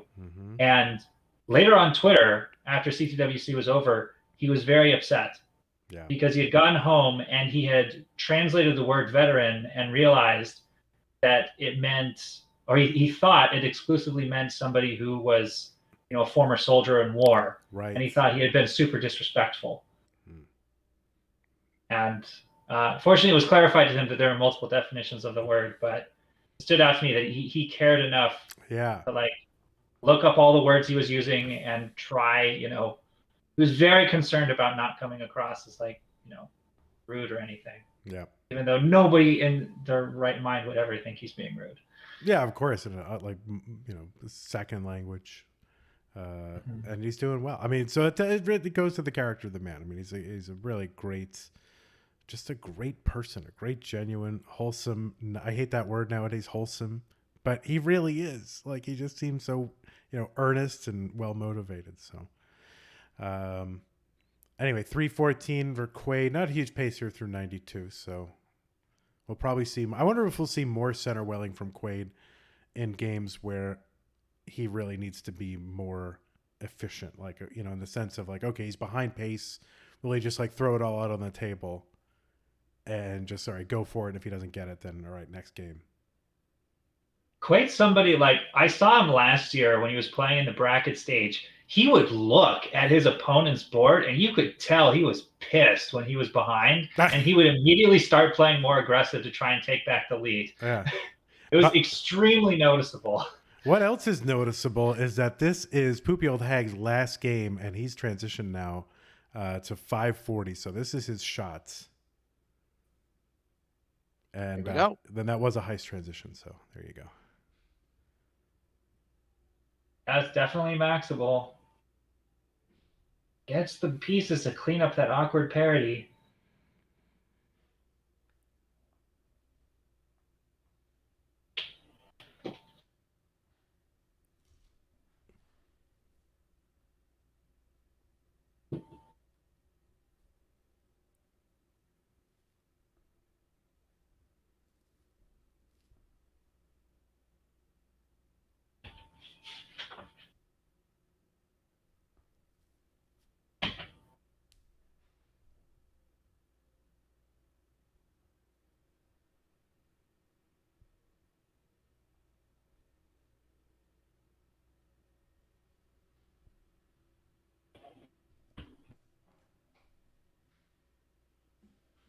Oh, stream must have died a little bit there, so not exactly sure. I've got new internet here. I do have some drop frames, so apologies everybody. Okay, phew. I thought that was me. So I was so ready to say sorry, guys. My bad. Yeah, Kingsman's Oh, talking. Poopy. Oh, Poopy. Signing off. Poopy's run has ended. Oh my god. Wow, dirty scout. All right, well, anyway, it's great to have Poopy Old Hag here. Lu Uyang. I don't know how to pronounce that, but I know I'm doing it wrong. So anyway, hope to see you in one of the little baby tournaments. And so here we are. We have one player left. And I gotta boop. I gotta figure it. Well, I think I just go to the one player scene. Let's go to studio mode, first of all. Go Let's ahead. see. Yes. So now I will do a transition. Would you like me to do a 3-second fade? Sure, that'd be pretty nice. No, it wouldn't. Would it? All right, ready? It'd be it'd be professional. Look at that.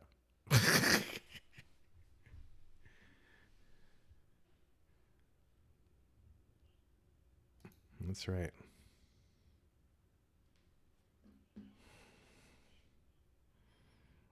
Yes. This huge bone zone right now. And now it's like we're pretty much just, I mean, you could go to Quaid, you could go to Total Radness and watch the same exact screen, except without us, which might be better. But, you know, but here we are. Quaid's got 23 minutes left, and we are going to watch those 23 minutes.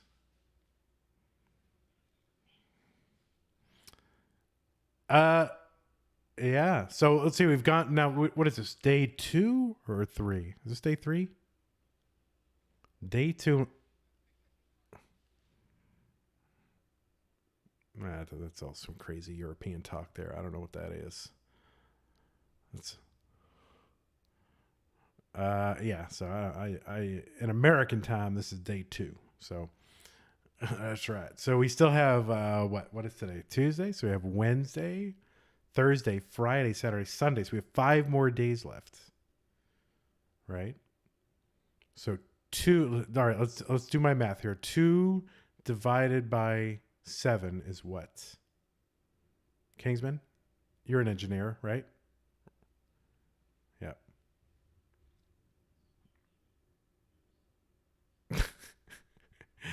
All right. The point is, Quaid is probably going to end up, if we extrapolate from his position now, let's say he doesn't improve his position, but he probably will. So that would put him at, like, I don't know, by my math, 128th. Is that right? Okay, gotcha. All right, that's my philosophy major math. Sorry. Yep. That's it.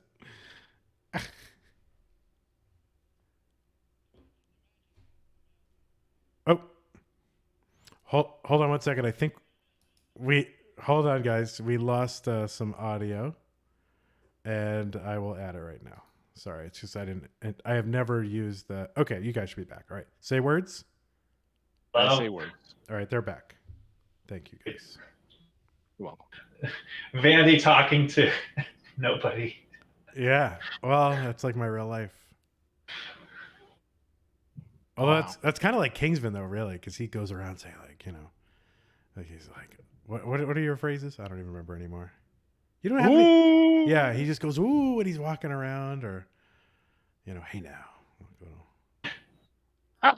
Oh, that's a good one too. Yeah, that's good. So he just, you know, he's talking to himself like all with his little phrases. He's always in the Kingsman character. 24/7. Yeah, like if you're at the grocery store and somebody gives you a certain amount of change, like, are you like, hey now? Well, if they give me extra change, I definitely say, oh yes. You were talking about the concept of Quaid working earlier. Like the concept of Kingsman working is almost as wild to me. Really, that he has like a real like job at this point? Like, I don't know, There's a lot of interesting people in this community, and especially the ones that are older. Maybe I'm projecting a little bit, but I don't know. I feel like this is a way for people like Kingsman and me to, I don't know, maybe we had aspirations, we had dreams of being something other than a bookseller or some customer service manager. And this is a way to kind of live out those fantasies, right? So This is true. Yep. Scout at least has a great career and a wonderful future because he is a YouTube star, and he can still live those dreams. Me and Van, time is up already. That's it. That's right. You're old now. This is our last chance at glory. Yep. Oh no, 3199999. Lots of nines, but not enough nines. So you need I don't believe that. 2 more nines would have done it. 680,000 away.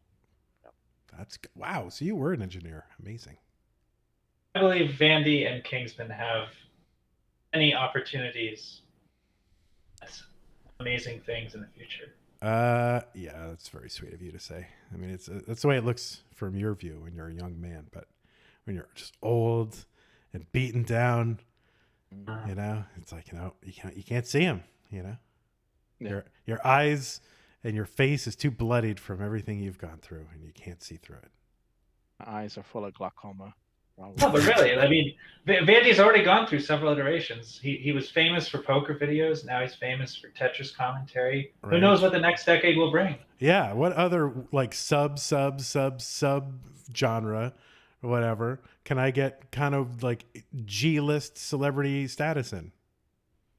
We'll find That's the best status to be in. You get the perks of fame, but at a micro level, so you don't have the paparazzi invading your private life. No. Being an A-list celebrity would suck in a lot of ways. Oh, it'd be so terrible with the millions of dollars and just free stuff all the time, and hanging out, women. Yeah, hang out with Vince Clemente whenever I want.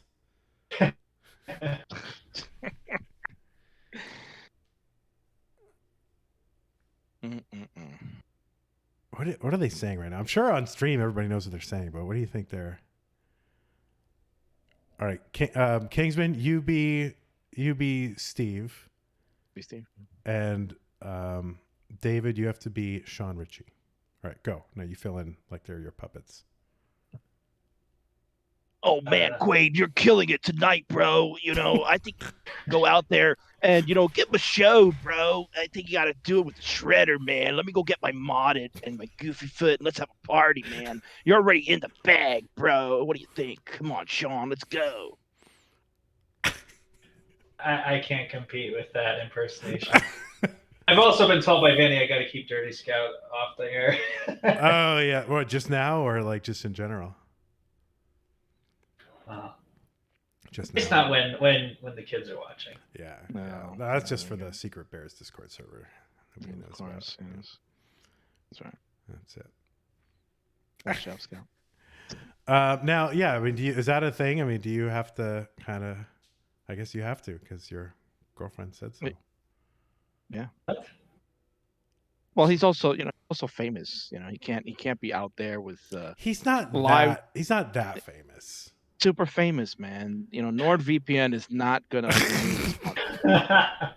when they hear Dirty Scout talking, they're not gonna. That's be true. What is this guy doing? That's true. NordVPN. What? Yeah. How would NordVPN feel about Dirty Scout? That's what you got to think about.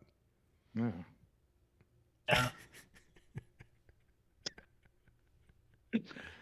Oh man, Scout on that Chinese mobile game is going to demand their money back. What? Well, yeah. What's what? So I mean, like to us, like you're like very famous. Like everybody knows you on YouTube. But YouTube. I mean, yeah, and you've had a couple of videos like go, pretty, relatively viral for Tetris viral. But big YouTubers. I mean, you're like Mr. Beast, right? I mean, you're okay. You still got to work a regular job. Yeah. I'm kind of in that like the YouTuber as a part-time job purgatory, where Right. It's not like I still work a day job, Yeah. but then I also do YouTube. There's kind of like a maybe perception from some people that I make more from it than I really do, but then some people, like my relatives, think I make nothing and think I'm wasting my time. Okay. So it's kind of like it goes both ways. I mean, as long as we keep getting that $150 every month for CTM, I'm cool with whatever you're making. Right. Yeah, that's good. I'm sure that's going to end at some point.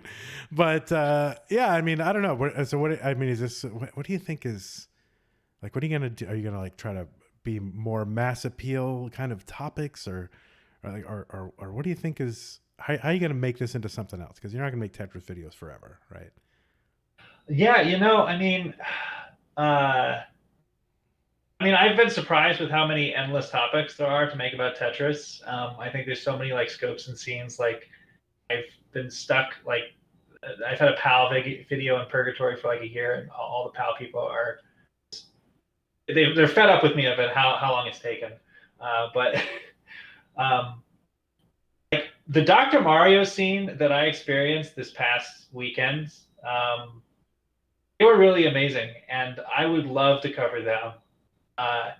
They really remind me of what the Tetris community probably was like before all the virality and stuff. Yes.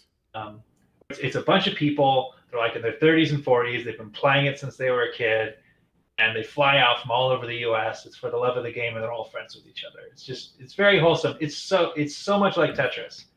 It was really cool to experience it and be like, oh my gosh, this is what the Tetris community feels like to an outsider again. I got to experience it again.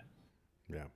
Now you're obviously extremely talented. I don't mean that in a glib way or like like kissing ass or whatever, but like I mean like, the production value, the research, the writing, and all the videos, like really like this is you're gonna be more than just a guy who makes quirky Tetris videos, or maybe not. So what I'm wondering is, like, is the plan here that you're gonna take what you learn, making like this is kind of like your sandbox, right? So Tetris is your sandbox. You're gonna figure it all out and then apply it to another topic, or something else, or do you think you're gonna take Tetris and make it so that that's the thing that's popular and can actually sustain a channel, like in a real way, like as a career? Like which way do you think that goes?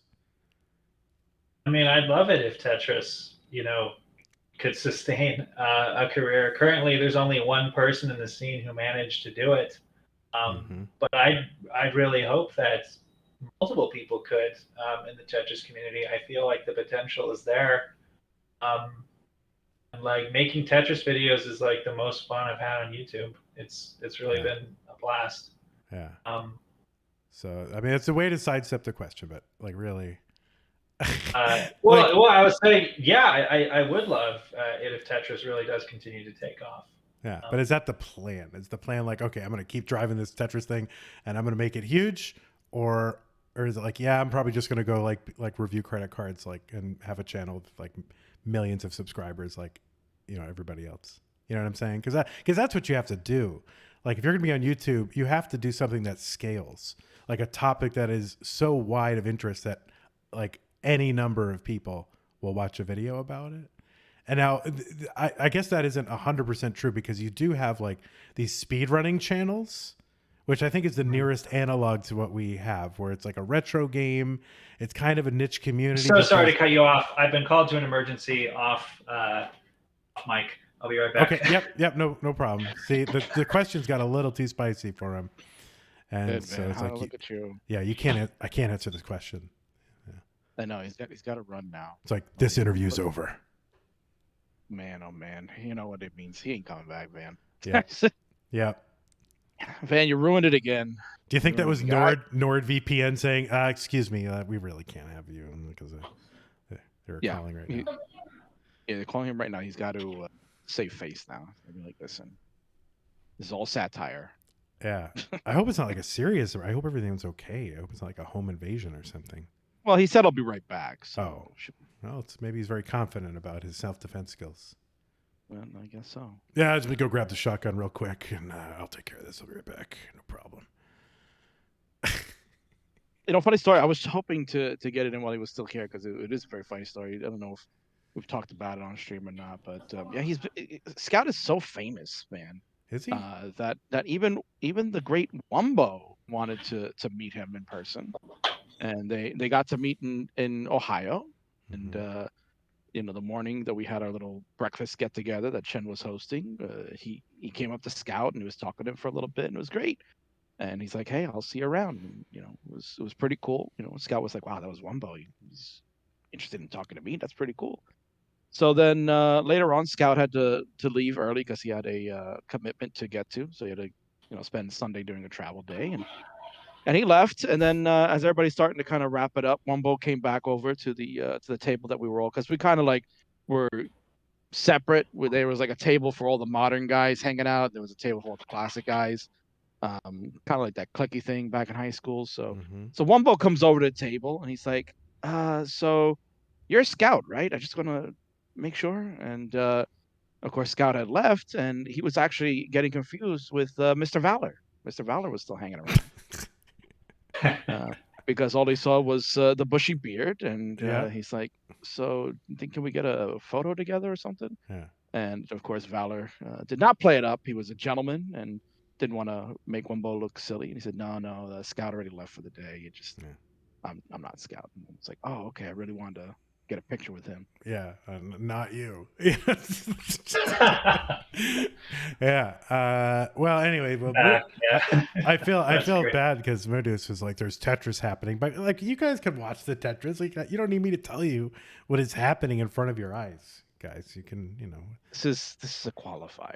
Yeah, I mean, for God's sakes, let's talk to people while we can in this open format. Yeah, I mean, how often do you get a chance to talk to Scout? When you put him on the grill there and he has to run away. Yeah, we get somebody other than Sir Mazer or whatever asking the questions.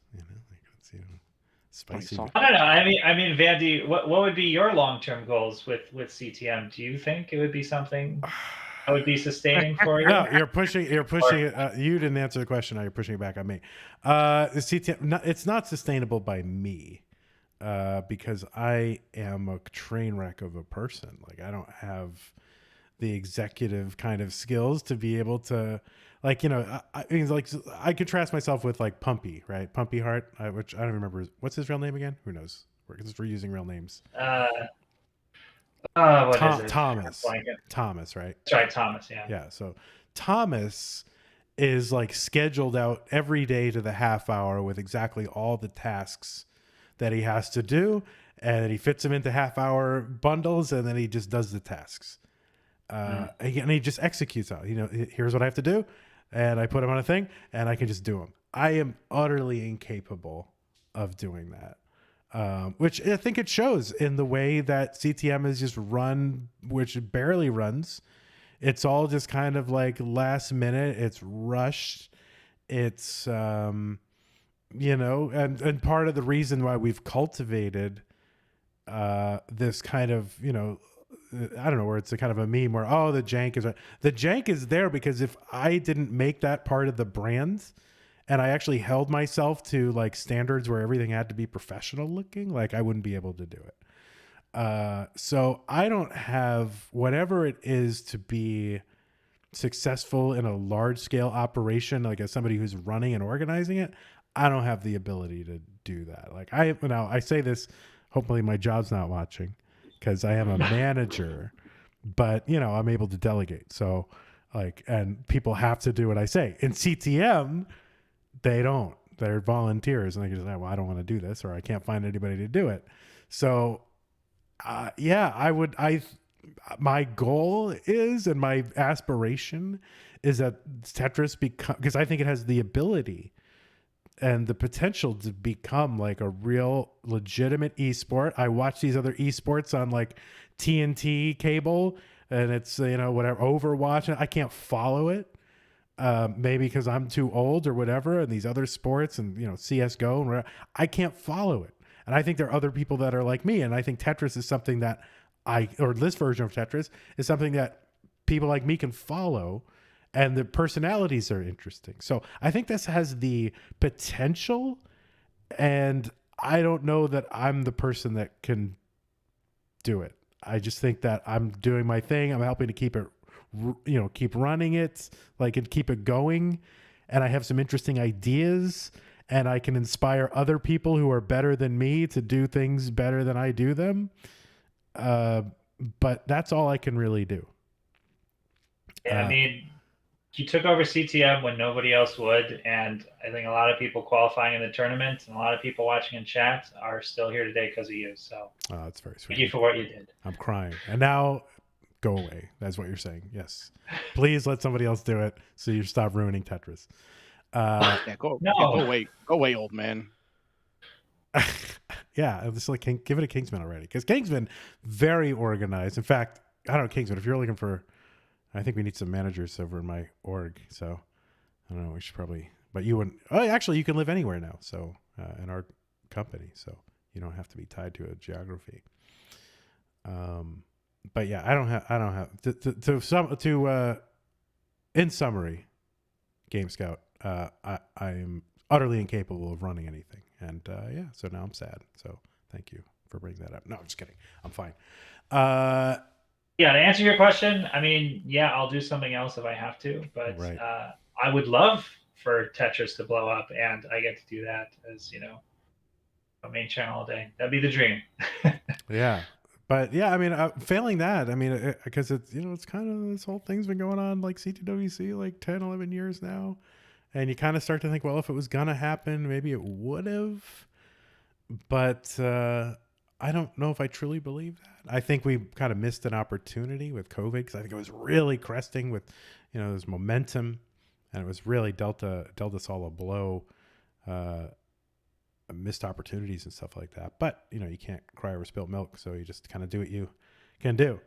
But I think you'll have to do something. But I hope it's something interesting. And not just like reviewing credit cards. I mean, I don't know. I mean, I thought my most viewed video was forever going to be the Classic Tetris World Championships Explained, the first major video I did. And now my 2 most viewed videos came in the past 5 months. Yeah. The rolling stuff. So, I mean, the rolling thing caught me completely by surprise. And I think there still could be more surprises to come. This is the last play style, right? There's no other, like, all right, you're hitting the top of the controller really fast, or you're still, okay, so first you're pressing the controller like everybody, like normal people do. It's like, oh well, I'm gonna press the top of the controller really fast, and I'm like, that is like, I can't think of any other play style. So someone says, well, instead of hitting the top of the controller, what if I hit the bottom of the controller? Right? There's no other place to hit the controller, right? So this is the last play style, right? I mean, probably in a general sense. I'm just amazed at the creativity. Like, Matt Marthin's teeth rolling. I never thought that would be a serious threat. I don't want to think about that. I can't do. Like I just feel it in my body. That hurts. Well, maybe if you do it, Van, that Invisalign will give you an advantage. Oh, that's true. Actually, if I had the Invisalign on, I could do it. So I think people are going to have to get custom mouth guards and run their teeth over the. Yeah, this is possible. Okay. And for me, because like I could never think of doing that because my controller's dirty. I would feel gross doing it. Yeah. But with a mouth guard, I could see it. Right. Or just an everything guard, just like a whole, just cover your entire mouth with like, ugh. Because I'm going to invent something. yeah. Well, I hope so. Because I know what my hands touch throughout the day, and like I know it's all over my controller, or whatever it is. Yeah. I'm like, brooms and mops and I don't know, just all kinds of weird stuff. And now everyone go wash your controller. It's probably disgusting now that I think about it. That's the lesson for tonight. Clean your controller, guys and girls and others. Save the dirty Tetris for the game itself. Oh, wait, somebody said, guys, gals, and pals is what you should say. I like that. Yes. I like that. Guys, gals, and pals. Very nice. Gals, and pals. Yeah. Guys, gals, pals, and NCSCs. Yep. Where did I hear that? Well, I don't know where I heard that, but I like it. Well, it's yours now. So here we go. This is it, Van. Finally, perhaps last game of the night. Plus, Quaid, has something happen right here. He's well on pace to get a final max.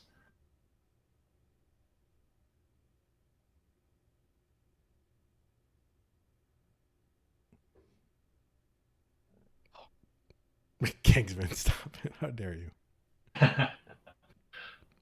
It's like in those moments, I can't tell if all our mics went out or something, or we're all just waiting for the other person to say something. Yeah, well, you gotta say something so they know you're still here, and they go, "Is the stream dead?" Like the most critical moment. Is the stream dead, guys? And I'm like, "What?" Like, no, it didn't. We're just quiet, dummy. Watching. Yeah, we're watching along with you guys.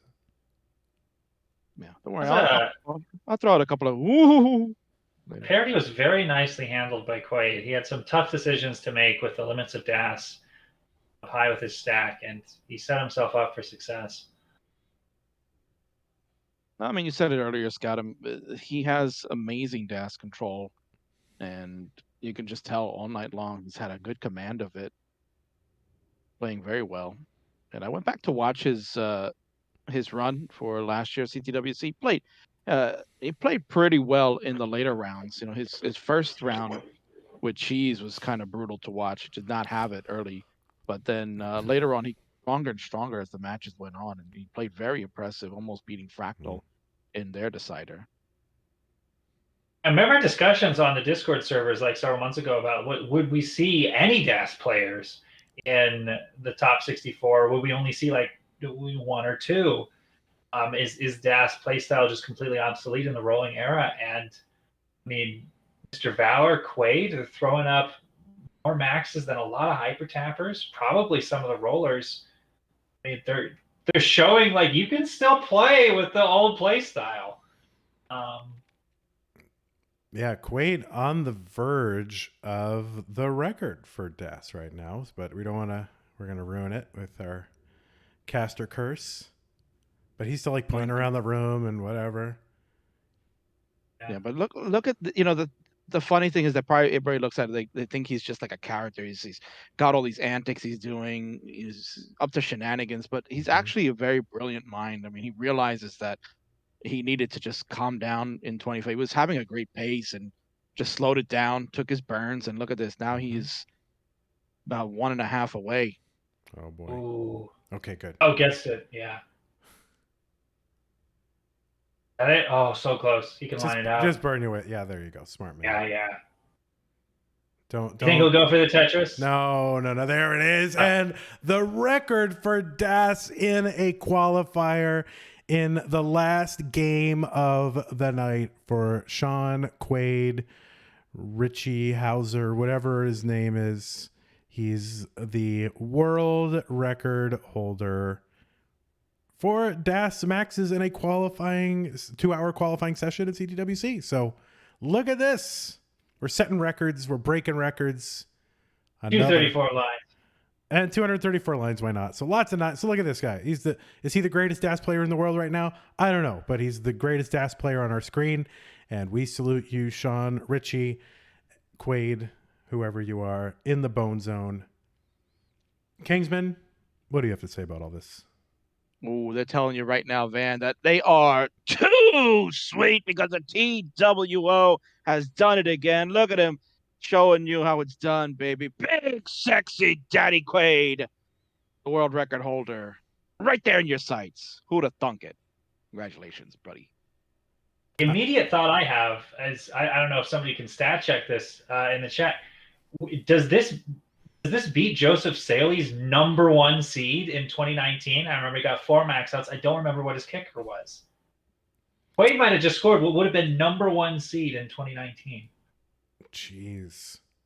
Well, somebody will check, and maybe 556 viewers will all independently find this out for themselves, and because no one is telling us. But if he did, it's amazing, and even if he didn't, it's pretty amazing. So look at this, Quaid with the 4 interlock. Oh my God, that's very intimate. All right, so anyway, I think this is it. Do I just turn off the stream? Is there anyone? And am I the last one? Look at these guys. You are the last one, Van. I want them to. I want them to kiss, frankly, but that would be weird. Oh. All right. So, who are we raiding? Someone? Who should we raid right now? Should we raid them? Are they going to keep playing? Or someone confirm that they're going to keep playing for real, and I will raid them. But they have to make out. What? Hey now. Are they? They're not going to keep playing, right? Larry Long. Why should we raid Harry Hong? Harry Hong isn't going to play in this event. We got to raid him now. Come on now. All right. Should we? And we raided him yesterday. They're going to have an after party. Yeah, they raided him yesterday. So, all right, we're gonna raid. We're gonna raid this, and if they lose the Raiders, whatever. Go back. Go throughout your raid Mo. Peyton wants us to raid Mo. Why should I do what Peyton says? If I did what Peyton says, Oh my God, where would I be? I don't know. Quaid's doing all sorts of stuff. I think he deserves a rate Yeah, after that Yeah, world we gotta record send him. performance. I agree with the executive decision made by David McDonald. Here, let's go back to our 4-player scenes where all our names are on it. There's all our names, everyone. Write them down. And, look to Google us and try to find out where we live and hang out. No, I'm just kidding. Unfortunately. Don't do that. Yeah, thanks. You're welcome. Anyway, any parting words, David McDonald? MacDonald. Thanks for watching, y'all. I'll see you tomorrow. George, can I delete where it says King? I mean, that's ridiculous, George. Well, I don't know who made that up, but ladies and gentlemen, thanks for watching. Of course, this has been great. Qualifying continues tomorrow. We got some good ones there. Do not miss out, including Classic Vamche. He'll be in the house. Can he max out for the first time? You're going to find out. Yeah, what time tomorrow? I don't know. Well, Vamche? Is that how you say it? No. Vamche. That was Classic Vamps. It's Vamps. No. How dare you? It's Vamp. All right, It's Vamche. we're rating. Yeah, no. I don't know what time it is tomorrow. You're just going to have to figure it out. And, so. Or you could just do exclamation qual for There you all go. the information. Exclamation qual. All right, bye, everybody. Blah, blah, blah, blah, blah, blah, blah. Good night.